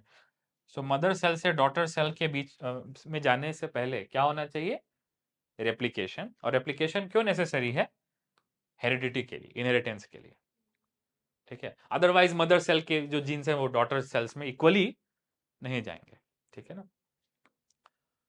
सो यहीं पे लिखा है, अगर हम लोग रिक्वायरमेंट को एक एक करके देखें, सो पहला जो क्राइटेरिया है वो क्या है, एबिलिटी टू रेप्लिकेट। अब यहाँ पे चलो ये तो वाई का हो गया, लेकिन डीएनए और आरएनए कैसे रेप्लिकेट कर लेते हैं, अगर कोई पूछे how DNA and RNA are able to replicate, तो उसका रीजन क्या है कि डीएनए और आरएनए के पास क्या है, कॉम्प्लीमेंटैरिटी, एटीजीसी कॉम्प्लीमेंटैरिटी है ना, A base pairs with T, G base pairs with C. इस कॉम्प्लीमेंटैरिटी की वजह से डीएनए आरएनए रेप्लिकेट कर लेते हैं। तो हाउ, तो बाय यूजिंग क्या, कॉम्प्लीमेंटैरिटी, ठीक है ना। डीएनए में क्या कॉम्प्लीमेंटैरिटी होती है, ए का कॉम्प्लीमेंट टी और जी का कॉम्प्लीमेंट सी। आरएनए में क्या कॉम्प्लीमेंटैरिटी होती है, ए का कॉम्प्लीमेंट यू और जी का कॉम्प्लीमेंट सी, ठीक है ना। तो अगर डीएनए से डीएनए बन रहा है तो एटीजीसी कॉम्प्लीमेंटैरिटी फॉलो करेगा, आरएनए से आरएनए बन रहा है तो एयूजीसी कॉम्प्लीमेंटैरिटी फॉलो करेगा, ठीक है। लेकिन प्रोटीन के पास ऐसा नहीं है, प्रोटीन में तो 20 तरह के अमीनो एसिड हैं। सो प्रोटीन के पास ऐसा नहीं है कि प्रोटीन में एलेनिन होगा तो ग्लाइसिन लगेगा, ऐसा कुछ रूल प्रोटीन के पास नहीं है। So why proteins can not replicate, because proteins do not have anything close to complementarity. Proteins के पास कोई कॉम्प्लीमेंटैरिटी नहीं है, इसलिए प्रोटीन रेप्लिकेट नहीं कर सकता है। सो दूसरी क्वालिटी क्या है, it should B chemically and structurally stable. So properties of genetic material, देखो ये बहुत इंपॉर्टेंट पेज है, इससे 200 क्वेश्चन बना सकते हैं हम सब, ठीक है। This is very tricky page. So second quality क्या है, सेकेंड क्वालिटी क्या है, structural and chemical stability, structural and chemical stability, ठीक है। स्ट्रक्चरल एंड केमिकल स्टेबिलिटी, ठीक है। अब ये बहुत ब्रॉड है, तो सबसे पहले याद करेंगे हम लोग ग्रिफिथ एक्सपेरिमेंट में। सो ग्रिफिथ एक्सपेरिमेंट में क्या कर रहे थे, मैंने एक नंबर दिया था, अराउंड 100 डिग्री सेल्सियस पे क्या कर रहे थे, हीट किल्ड कर रहे थे कि नहीं कर रहे थे, ठीक है। और ऐसा करने पे सेल फट गया, सेल क्या हो गया? फट गया, फट गया क्या बोलेंगे? लाइस हो गया, फट गया, ठीक है ना। सेल क्या हो गया? फट गया। लेकिन क्या उसका डीएनए डैमेज हुआ क्या? नहीं, ठीक है ना। सो डीएनए इंटैक्ट है।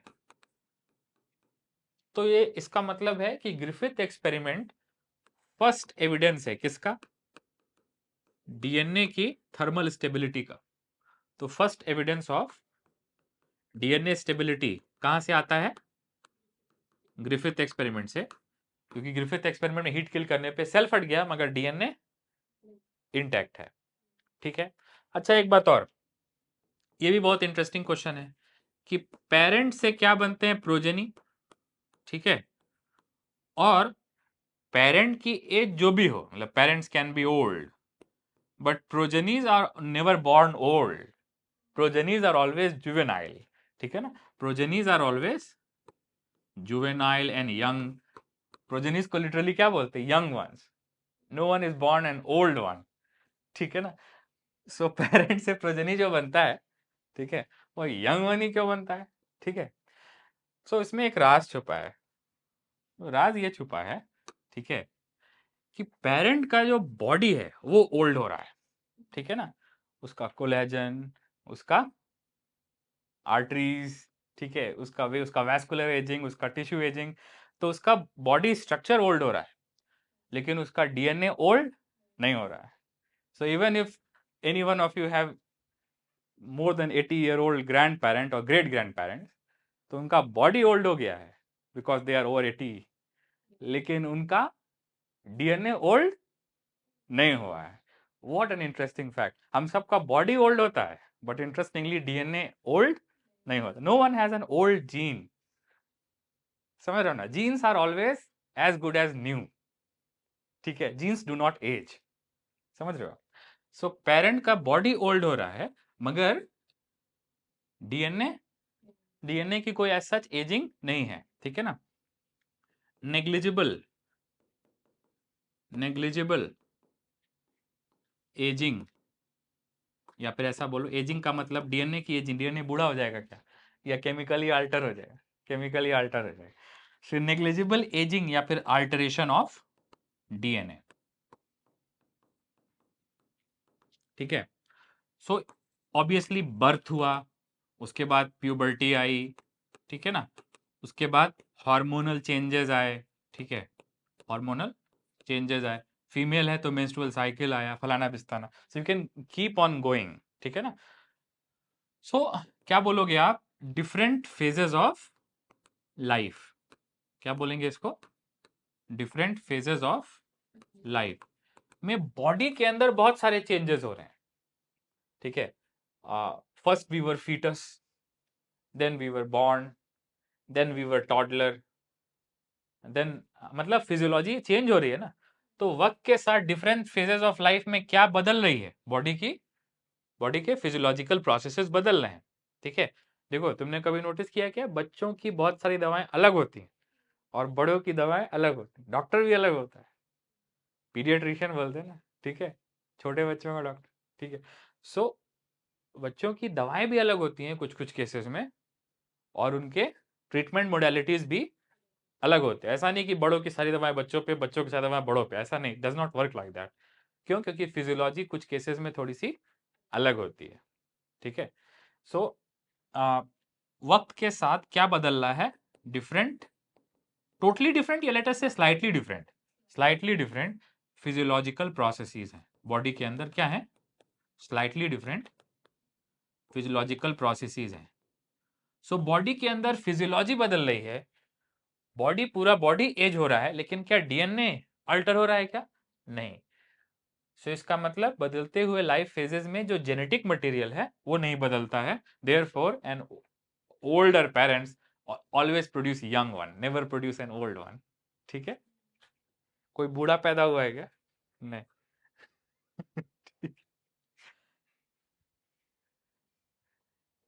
अच्छा एक बीमारी इसमें एजिंग थोड़ी फास्ट होती है, प्रोग्रेरिया, ठीक है, but still progeria children are also young one, they are also not old one, ठीक है ना। सो क्या लिखा है कि जेनेटिक मटेरियल को क्या होना चाहिए क्या होना चाहिए? स्टेबल। तो दूसरी क्वालिटी, पहली क्वालिटी क्या थी? एबिलिटी टू रेप्लिकेट, और दूसरी क्वालिटी क्या है? स्टेबल। स्टेबल होना चाहिए enough to change, not to change with different stages of life, जैसे कि एज के साथ फिजियोलॉजी बदलती है बॉडी की, ठीक है। तो जेनेटिक मटेरियल को क्या होना चाहिए? स्टेबल। अच्छा, हीट स्टेबल है, इसका पहला एविडेंस कहां पता चला?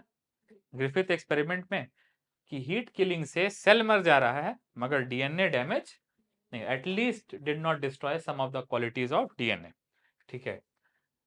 This can now be explained in the light of DNA being complementary. सो आखिर कैसे ग्रिफिथ एक्सपेरिमेंट में डीएनए डैमेज नहीं हो रहा है, ठीक है। सो आप देखो, मान लेते हैं कि ये डबल स्टैंडर्ड डीएनए है, समथिंग लाइक दैट, ठीक है। ये क्या है? Double standard DNA. अभी ग्रिफिथ ने क्या किया? Heat kill. क्या किया? Heat kill. तो हीट किल करने से डीएनए के दो स्ट्रैंड क्या हो गए? सेपरेट हो गए, इस तरह से, लुक एट दैट। लेकिन सेपरेट होने के बाद भी दे आर स्टिल कॉम्प्लीमेंट्री, ठीक है ना। तो चलो, हीट किल करने से डीएनए के दो स्ट्रैंड क्या हो गए? सेपरेट। लेकिन सेपरेट होने के बाद भी क्या है? कॉम्प्लीमेंट्री। अरे ये ए है तो ये टी है ना, ठीक है। तो वापस जब टेम्परेचर को रीमॉड्यूलेट करेंगे, वापस जब टेम्परेचर को नॉर्मल करेंगे, तो ये जो दोनों स्ट्रैंड है ये वापस से जुड़ जाएंगे, दे विल री अनील, ठीक है। सो interestingly, double standard DNA heat kill करने पे मेल्ट हो जाता है, मतलब डबल स्टैंडर्ड से क्या बन जाता है? Single standard DNA.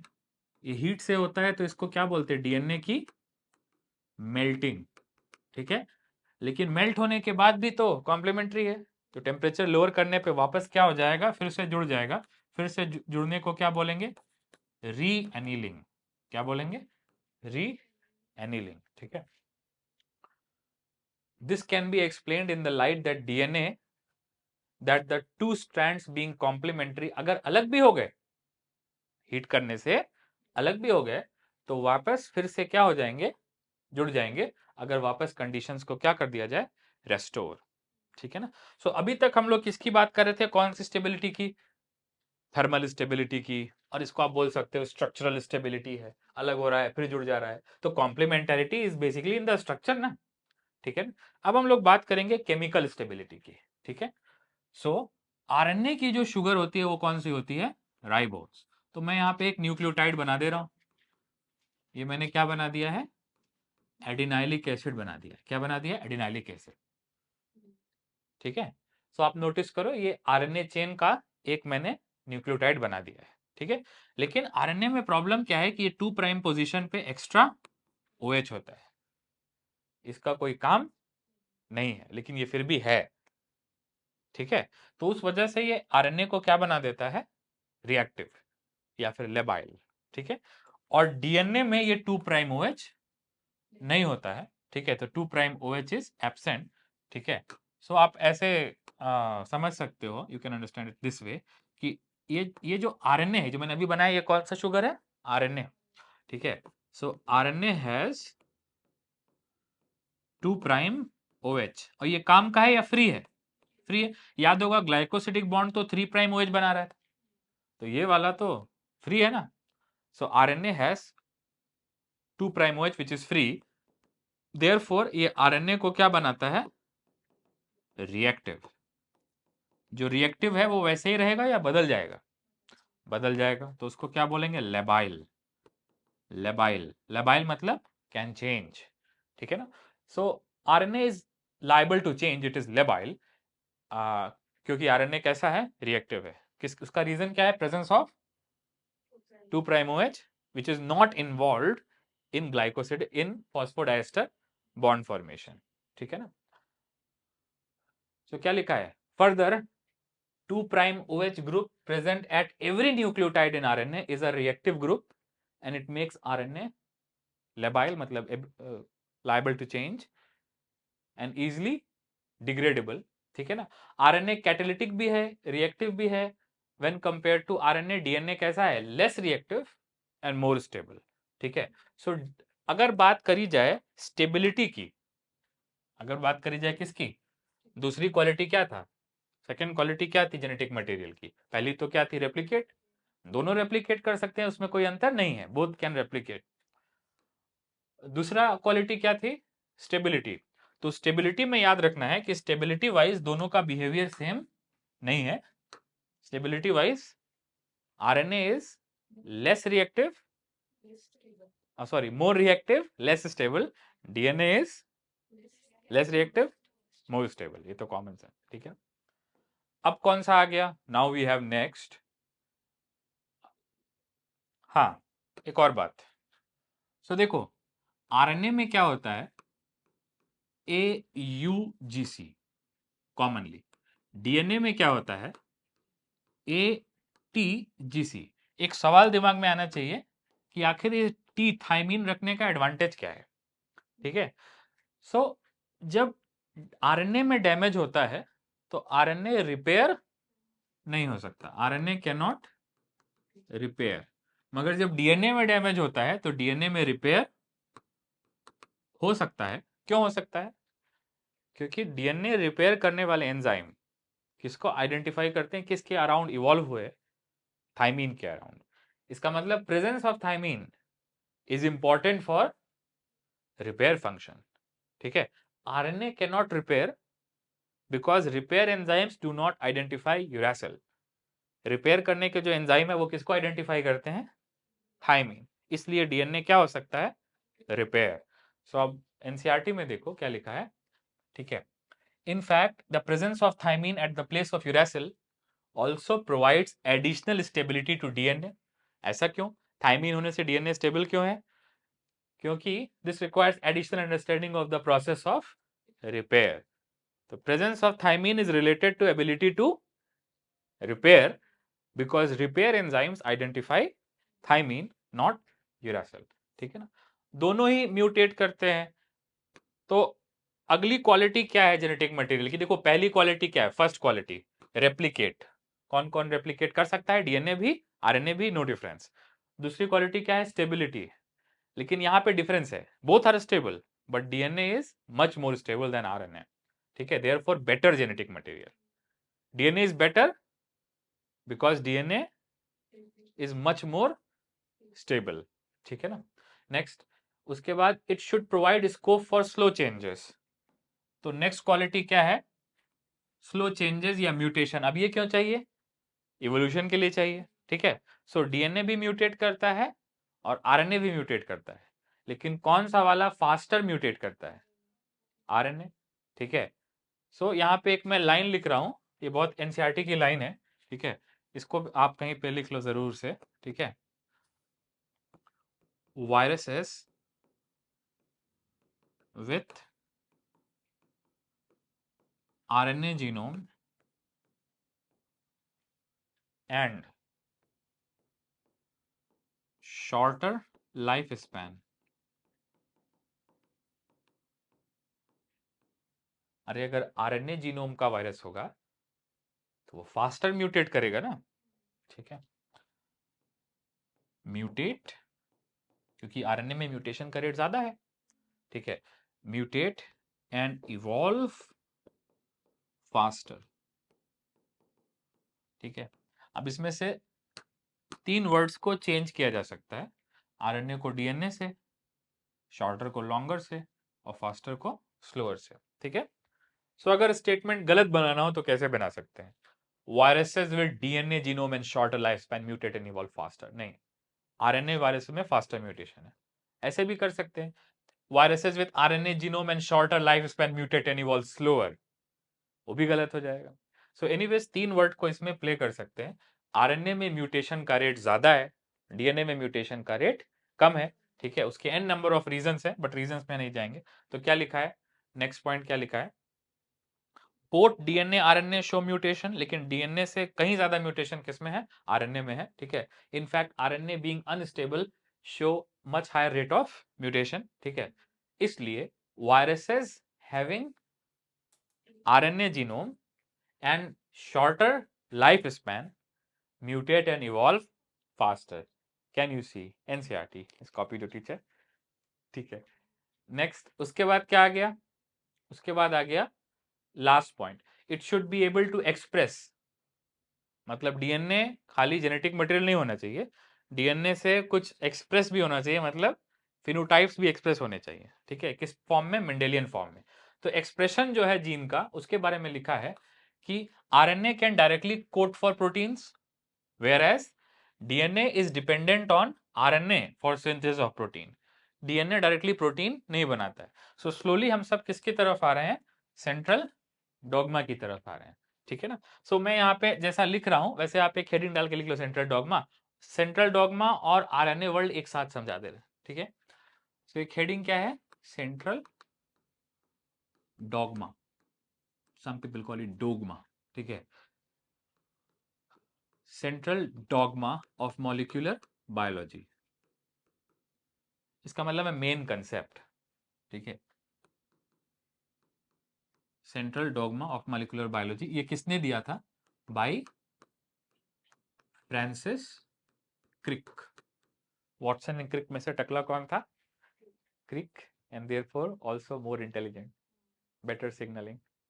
ठीक है, तो central dogma of molecular biology by Francis Crick. ठीक है, तो सबसे पहले तो मैं डायरेक्ट लिख देता हूं। तो ओरिजिनल कॉन्सेप्ट क्या है कि जेनेटिक इंफॉर्मेशन कहां से कहां फ्लो करती है? डीएनए से आरएनए में, और आरएनए से प्रोटीन में। सो जो ओरिजिनल कंसेप्ट था वो क्या है कि genetic information flows from DNA to RNA and RNA to protein, and genes are located on DNA. ठीक है ना? सो ओरिजिनल कंसेप्ट क्या है सेंट्रल डॉगमा का? कि flow of genetic information is from DNA to proteins, मगर directly नहीं, via RNA. ठीक है, अगर डीएनए से प्रोटीन बन गया तो क्या बोलेंगे? जीन एक्सप्रेस हो गया। अगर नहीं बना तो क्या बोलेंगे? जीन एक्सप्रेस हुआ या साइलेंट है? साइलेंट है। ठीक है, तो ये तो है। अब इसमें बेसिकली 3 प्रोसेसेस होते हैं। डीएनए से डीएनए बनना, इसको क्या बोलेंगे? डीएनए का रेप्लिकेशन। ठीक है, डीएनए से आरएनए बनना, इसको क्या बोलेंगे? आरएनए का ट्रांसक्रिप्शन। ठीक है, और आरएनए से प्रोटीन बनना, इसको क्या बोलेंगे? प्रोटीन बायोसिंथेसिस या फिर ट्रांसलेशन। Translation, protein biosynthesis. हम लोग आगे पढ़ेंगे इसको ट्रांसक्रिप्शन क्यों बोलते हैं, इसको ट्रांसलेशन क्यों बोलते हैं, बट फॉर नाउ डीएनए से डीएनए बनना, डीएनए का रेप्लिकेशन, डीएनए से आरएनए बनना, डीएनए का आरएनए का ट्रांसक्रिप्शन, और आरएनए से प्रोटीन बनना, ट्रांसलेशन। ठीक है, लेकिन बाद में पता चला कि इसमें कुछ कॉम्प्लिकेशंस भी हैं। जैसे कभी कभी आरएनए से डीएनए बनता है। ठीक है, इसको क्या बोलते हैं? ट्रांसक्रिप्शन या रिवर्स ट्रांसक्रिप्शन? Reverse transcription. तो ये सेंट्रल डॉगमा है या उसका स्पेशल केस है, एक्सेप्शन है, ऐसा कुछ है। ठीक है ना? कभी कभी आरएनए खुद से खुद को रेप्लिकेट भी करता है, इसको क्या बोलते हैं? आरएनए का रेप्लिकेशन। लेकिन जो मैं येलो से बना रहा हूं, जैसे कि रिवर्स ट्रांसक्रिप्शन और आरएनए रेप्लिकेशन, ये किसमें होता है? नॉर्मल सेल्स में या आरएनए वायरसेस में? RNA virus. ये किसमें होता है? रेट्रोवायरसेस में। और ये किसमें होता है? ऑर्डिनरी आरएनए वायरसेस में। ठीक है ना? सो ओरिजिनल सेंट्रल डॉगमा क्या है कि डीएनए जेनेटिक मटेरियल है, डीएनए रेप्लिकेट करेगा और डीएनए आरएनए बनाएगा, आरएनए प्रोटीन बनाएगा। Flow of genetic information is from DNA to proteins, but not directly, always via RNA. ठीक है ना? जनरली डीएनए से जो आरएनए बनते हैं वो बहुत तरह के होते हैं, लेकिन जनरली यहाँ पे 3 तरह के आरएनए हैं। कौन कौन से RNA? Are RNA. Are RNA किस में पाया जाता है? राइबोसोम्स। ठीक है, मैसेंजर आरएनए, एमआरएनए। ठीक है, एमआरएनए के पास क्या होते हैं? कोडॉन्स। तो एमआरएनए को क्या बोलते हैं? कौन सा आरएनए? नॉन कोडिंग या कोडिंग? Coding RNA. ठीक है, और लास्ट में कौन सा आरएनए? टीआरएनए। टीआरएनए क्या कैरी करता है? Amino acid. इसको कौन सा आरएनए बोलते हैं? Adapter RNA. ठीक है, ये तीनों आरएनए चाहिए ही चाहिए क्या बनाने के लिए? प्रोटीन बनाने के लिए। इसलिए ये सारे आरएनए को मिला करके, तीनों आरएनए को मिला करके, एमआरएनए, आरआरएनए, टीआरएनए, इनको मिला करके हम लोग क्या बोलते हैं? कौन सी machinery? Protein synthesising machinery. Protein synthesising machinery. Protein synthesising machinery किसकी बनी है? डीएनए की या आरएनए की? आरएनए की। मतलब DNA can not directly synthesise protein. Protein synthesising machinery is made up of RNA. ठीक है, इसलिए जिस सेल में डीएनए होता है उसमें भी आरएनए होता है. ठीक है, तो एक अच्छा क्वेश्चन है कि चलो जेनेटिक मटेरियल तो डीएनए है, तो अगर सेल्स में डीएनए है तो फिर आरएनए क्या कर रहा है सेल के अंदर? Genetic material in cells is DNA but still cells have RNA. तो अगर जेनेटिक मटेरियल डीएनए है तो आखिर आरएनए कर क्या रहा है? नहीं होना चाहिए ना. सो सवाल, उसका आंसर ये है कि RNA has various non genetic functions like protein synthesising machinery is made up of RNA. ठीक है ना. सो एक्चुअली आरएनए जो है वो पहले आया. डीएनए आरएनए के कंपैरिजन देखा जाए तो कौन पहले आया? आरएनए. और उसी से मॉडिफाई होके क्या बना? डीएनए. ये कोई प्रूवन थ्योरी है या हाइपोथेसिस है? हाइपोथेसिस है. इसको बोलते हैं आरएनए वर्ल्ड हाइपोथेसिस. देखो, आरएनए जेनेटिक मटेरियल भी है. किसमें? वायरसेस में. आरएनए वायरसेस में. आरएनए प्रोटीन बनाने की मशीनरी भी है. इसका मतलब आरएनए सेंट्रल मॉलिक्यूल है, मेटाबॉल, बहुत कुछ कर रहा है. आरएनए जेनेटिक भी है और बहुत सारे नॉन जेनेटिक फंक्शन भी है. आरएनए एंजाइम भी होता है. कौन सा एंजाइम? राइबोजाइम्स. सुना है ना.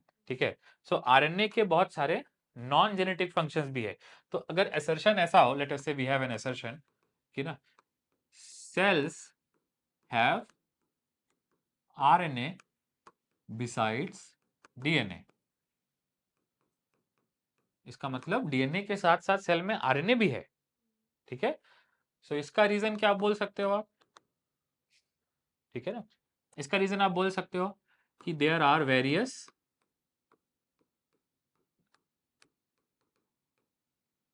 Non genetic functions of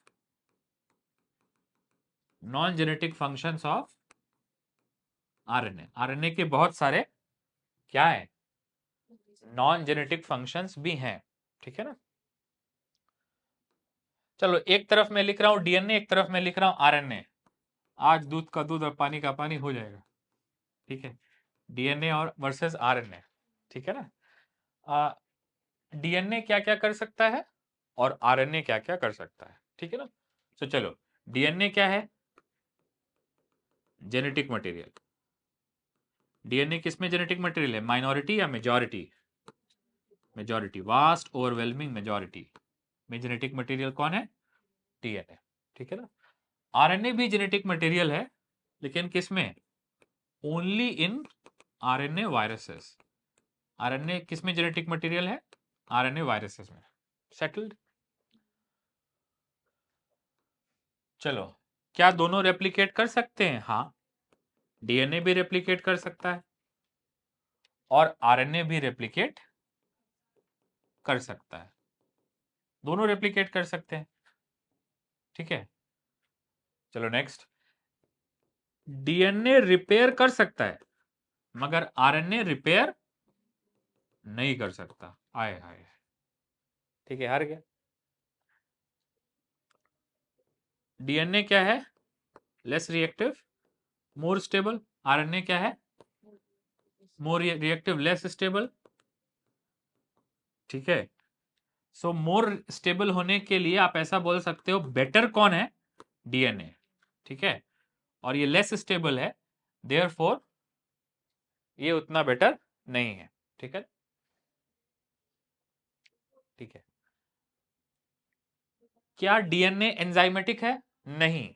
so DNA को अगर बोला जाए कैटालिटिक या फिर एंजाइमेटिक तो इसका आंसर क्या होगा? हाँ या ना? ना. मतलब ये मेटाबॉलिज्म को चला नहीं सकता है. मेटाबॉलिज्म को नहीं चला सकता है, ठीक है। लेकिन आरएनए क्या होता है, आरएनए के राइबोजाइम भी होते हैं, मतलब ये मेटाबॉलिज्म को चला सकता है। इसका मतलब मेटाबॉलिज्म को चलाना, कैटालिसिस, आरएनए कर सकता है मगर डीएनए नहीं कर सकता है, ठीक है, ठीक है। प्रोटीन सिंथेसिस डीएनए नहीं कर सकता है। डीएनए कर सकता है क्या प्रोटीन सिंथेसिस? नहीं। प्रोटीन सिंथेसिस कौन कर सकता है? आरएनए। प्रोटीन सिंथेसिस कौन कर सकता है? आरएनए। एक और प्रोसेस जो आरएनए कर सकता है डीएनए नहीं कर सकता है वो है स्प्लाइसिंग, खुद से खुद को एडिट करना, स्प्लाइसिंग। डीएनए खुद की स्प्लाइसिंग नहीं कर सकता, डीएनए से इंट्रॉन रिमूव नहीं होंगे, लेकिन आरएनए से इंट्रॉन रिमूव होंगे। तो आरएनए की क्या हो सकती है? स्प्लाइसिंग। आरएनए खुद से खुद को एडिट कर सकता है, ठीक है, सेल्फ एडिटिंग, ठीक है। सो कौन सा प्रोसेस जो दोनों में कॉमन है? रेप्लिकेट, दोनों जेनेटिक मटेरियल है। बेटर कौन है? कॉम्प्लेक्स ऑर्गेनिजम्स के लिए बेटर कौन है? DNA, because it is more stable. कौन सा प्रोसेस है जो डीएनए कर सकता है मगर आरएनए नहीं कर सकता है? रिपेयर। और कौन कौन से प्रोसेस है जो आरएनए कर सकता है मगर डीएनए नहीं कर सकता है? कैटालिसिस, प्रोटीन सिंथेसिस और स्प्लाइसिंग। ये तीन प्रोसेस आरएनए कर सकता है मगर डीएनए नहीं कर सकता है, ठीक है। तो अब इससे एक कंसेप्ट आ गया आरएनए वर्ल्ड, ठीक है। सो नेक्स्ट हेडिंग क्या है? RNA world hypothesis. RNA world hypothesis, ठीक है ना। सो एनसीईआरटी में लिखा है आज के समय में बहुत ज्यादा प्रमाण है, एनफ एविडेंस है, ठीक है। किस लिए एनफ एविडेंस है आज के समय में? जो ये शो करता है कि फर्स्ट जेनेटिक मटेरियल कौन था? फर्स्ट जेनेटिक मटेरियल कौन था? आरएनए। और आरएनए से ही इवॉल्व होके क्या बना? डीएनए। आरएनए से ही इवॉल्व होके क्या बना? आरएनए से इवॉल्व होकर के क्या बन गया भाई? डीएनए, ठीक है। सो आज के समय में एनफ एविडेंस है कि पहला जेनेटिक मटेरियल क्या था? आरएनए। क्यों? क्योंकि आरएनए आप देखो, आरएनए जेनेटिक मटेरियल भी था ना, ठीक है। आरएनए एंजाइमेटिक भी है, आरएनए की स्प्लाइसिंग भी हो रही है, ठीक है। आरएनए एंजाइमेटिक है मतलब आरएनए किसको चला रहा है? मेटाबॉलिज्म को। So not only RNA was genetic material but also RNA is enzymatic, splicing, फलाना बिस्ताना, ठीक है ना। सो आरएनए इतना कुछ कर रहा है, कभी कभी तो लग रहा है आरएनए भगवान है, ठीक है। So because RNA is doing everything, तो एक समय था जब सिर्फ आरएनए था ना, प्रोटीन था। देखो प्रोटीन का काम क्या है? एंजाइम। आरएनए प्रोटीन का भी काम कर रहा है। जेनेटिक मटेरियल आज के समय में डीएनए का काम है, लेकिन पहले किसका काम था? आरएनए। और आरएनए खुद से खुद क्रिएट भी कर रहा है, which no one else can do, ठीक है। सो आरएनए इतना कुछ कर रहा है, तो इस ये किस चीज का एविडेंस है? That first genetic material was RNA. Assertion, first genetic material is believed to be RNA. Reason? Because RNA is involved in so many processes which are essential to life. तो इन सबको हम लोग क्या बोलते हैं मिला करके? Essential life processes. क्या बोलते हैं? Essential life processes. तो एसेंशियल लाइफ प्रोसेसेस किसके अबाउट इवॉल्व हुए हैं? डीएनए के अबाउट या आरएनए के अबाउट? आरएनए के अबाउट। सो स्टेटमेंट क्या है कि RNA is believed to be first genetic material. Reason? Because all essential life processes have evolved around DNA या आरएनए? आरएनए, ठीक है। और आरएनए से इवॉल्व होके क्या बना? डीएनए। इस इवोल्यूशन में कौन से चेंजेस आए? फिजिकल या केमिकल?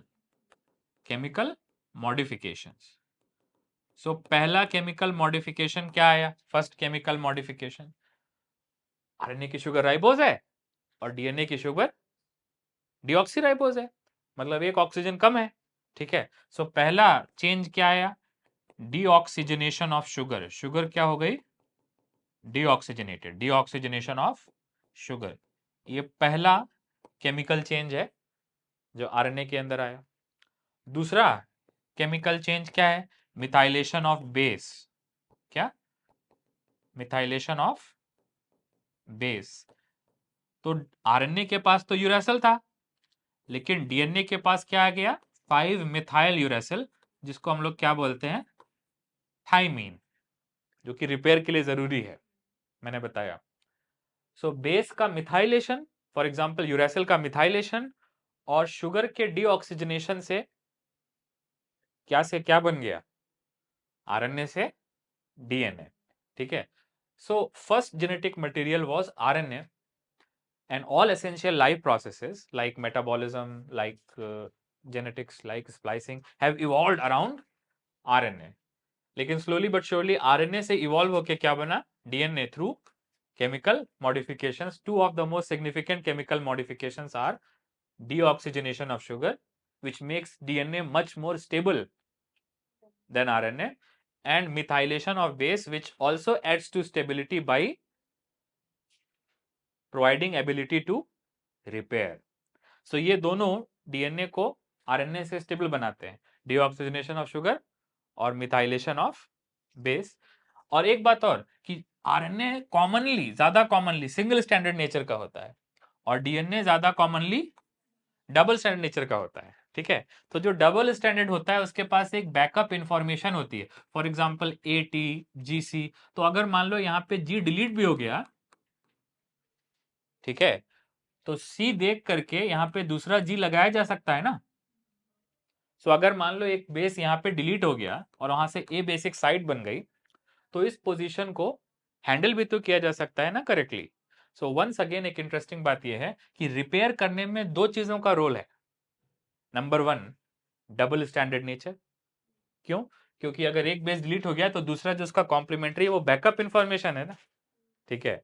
सो डबल स्टैंडर्ड नेचर और प्रेजेंस ऑफ थाइमीन, ये दो रिक्वायर्ड है किसके लिए? डीएनए रिपेयर के लिए। तो जैसा हम लोग डिस्कस कर रहे थे कि डीएनए के पास दो रीजन है रिपेयर करने के। फर्स्ट, डबल स्टैंडर्ड है, और दूसरा ऑब्वियसली थाइमीन है। थाइमीन क्यों नेसेसरी है? एंजाइम्स के लिए। और डबल स्टैंडर्ड क्यों नेसेसरी है? बैकअप इंफॉर्मेशन के लिए। ठीक है ना। एक बार बस इसको रीड कर देते हैं, देन विल क्लोज। तो हेडिंग क्या है? आरएनए वर्ल्ड, आरएनए की दुनिया। ठीक है ना। इसका मतलब है कि एक टाइम था जब प्रोटीन नहीं था, डीएनए नहीं था, ऑल द सेल प्रोसेसेस किस पे रिलाई करते थे? आरएनए। Everything was RNA. ठीक है ना। तो लाइफ बहुत डिफरेंट होगी but it was still life. तो अभी ये डिस्कशन जो चल रहा है इससे सवाल आता है कि अगर दो जेनेटिक मटेरियल है, डीएनए भी, आरएनए भी, तो पहला कौन है? मुर्गी पहले है या अंडा? ठीक है। सो आंसर क्या है? RNA. RNA could be the first genetic material. अब ऐसा क्यों बोल रहे हैं? क्योंकि इसके लिए अपने को क्या समझना पड़ेगा? Chemical evolution. देखो, RNA was first genetic material, तो ये श्योरिटी के साथ कैसे बोल रहे हैं कि RNA was first genetic material? आज के समय में क्या है? इनफ एविडेंस है, ठीक है, जो सजेस्ट करता है कि सारे एसेंशियल लाइफ प्रोसेसेस, जैसे कि मेटाबॉलिज्म थ्रू एंजाइम्स, ठीक है, दूसरा ट्रांसलेशन थ्रू प्रोटीन सिंथेसिस। अरे प्रोटीन सिंथेसाइजिंग मशीनरी आरएनए है ना, आरआरएनए, टीआरएनए, एमआरएनए, किसमें इन्वॉल्व है? ट्रांसलेशन। मेटाबॉलिज्म में कौन इन्वॉल्व है? राइबोजाइम्स। ठीक है। सो बेटर है आप वहां पे चोरी चोरी लिखते भी रहो ना। तो मेटाबॉलिज्म में कौन इन्वॉल्व है? आरएनए एंजाइम को क्या बोलते हैं? राइबोजाइम। और ट्रांसलेशन में कौन इन्वॉल्व है? आरआरएनए, टीआरएनए और एमआरएनए। ये किसमें इन्वॉल्व है? प्रोटीन सिंथेसिस में, प्रोटीन सिंथेसाइजिंग मशीनरी। और स्प्लाइसिंग किसकी होती है? तो आप लिख low self splicing introns. Self splicing, खुद से खुद को एडिट करने वाले इंट्रॉन्स। ठीक है। ये भी किसमें पाए जाते हैं? आरएनए में। सो आरएनए सेल्फ स्टडी नहीं, सेल्फ एडिटिंग कर सकता है। आरएनए एंजाइमेटिक है, कैटालिटिक है, और आरएनए प्रोटीन भी बना रहा है। तो ये सारे एसेंशियल प्रोसेसेस, प्रोटीन बनाना, मेटाबॉलिज्म, फलाना बिस्ताना, ठीक है, they have evolved around RNA. ठीक है, इवॉल्व्ड अराउंड आरएनए। तो मेन मॉलिक्यूल कौन हो गया सेल के अंदर एक समय पे? RNA. Such a world can be called RNA world because everything is RNA, ठीक है। RNA used to act as genetic material as well as enzyme, ठीक है। लिविंग सिस्टम्स में पहले किसकी डोमिनेंस आई? आरएनए, ठीक है। तो पहले कौन से एंजाइम थे? RNA enzyme. उस समय प्रोटीन एंजाइम उतने डेवलप नहीं थे, ठीक है। लेकिन आरएनए कैटालिटिक भी है, रिएक्टिव भी है, इसलिए आरएनए अनस्टेबल था। तो better genetic material complex life के लिए कौन है? डीएनए है। सो डीएनए की स्टेबिलिटी पे हम लोग बहुत बात कर चुके हैं, thermal stability, structural stability, absence of 2' OH, ठीक है, कॉम्प्लीमेंटैरिटी, और उसके साथ प्रेजेंस ऑफ थाइमीन। ये सारे किस में हेल्प करते हैं? They make DNA stable, mutate, but mutate at a slower rate. तो ये जैसा मैंने बोला, ये चैप्टर का बहुत इंपॉर्टेंट 2 पेजेस हैं, प्रॉपर्टीज ऑफ जेनेटिक मटेरियल। एक बार फिर से just try to remember what are the 4 qualities of genetic material. पहली क्वालिटी क्या है? It should be able to replicate. Both DNA and RNA can replicate because of complementarity, but proteins can not replicate, इसलिए protein पहले पड़ाव में ही fail हो गया, failed the first criteria. दूसरा क्वालिटी क्या है? It should B chemically and structurally stable, ठीक है। तो ऑब्वियसली दोनों स्टेबल हैं, डीएनए भी आरएनए भी, but presence of 2' OH makes RNA reactive labile, RNA catalytic है, लेकिन डीएनए स्टेबल है, इसलिए बेटर जेनेटिक मटेरियल है। DNA further resist changes by evolving process of repair. Repair में डबल स्टैंडर्ड होने का और प्रेजेंस ऑफ थाइमीन का रोल है। और उसके बाद तीसरी क्वालिटी क्या थी? थर्ड क्वालिटी क्या था? स्लो चेंजेस होना चाहिए, म्यूटेशन होना चाहिए। नो म्यूटेशन तो no evolution, but there should be scope for slow changes, therefore evolution which can be progressive और रिट्रोग्रेसिव, ठीक है। सो उसके लिए दोनों में म्यूटेशन होता है, लेकिन फास्टर म्यूटेशन किसमें है? आरएनए में है, ठीक है। और लास्ट में क्या था कि इट शुड ओबे मेंडेलियन जेनेटिक्स, मतलब जीन्स अगर है जेनेटिक मैटर तो उसको एक्सप्रेस भी तो करना चाहिए। तो एक्सप्रेस करने में हम लोगों ने देखा कि ओके डीएनए है, लेकिन डीएनए अकेला एक्सप्रेस नहीं कर सकता है। सेल में डीएनए है तो नॉन जेनेटिक फंक्शंस किसके हैं? मेन आरएनए के, ठीक है। प्रोटीन सिंथेसाइजिंग मशीनरी आरएनए है, राइबोजाइम्स आरएनए, तो बहुत सारे क्रिटिकल प्रोसेस आरएनए करता है। तो किसका आइडिया आ गया? RNA world. पहले कौन आया? आरएनए, और बाद में कौन आया? DNA, just like that. Thank you.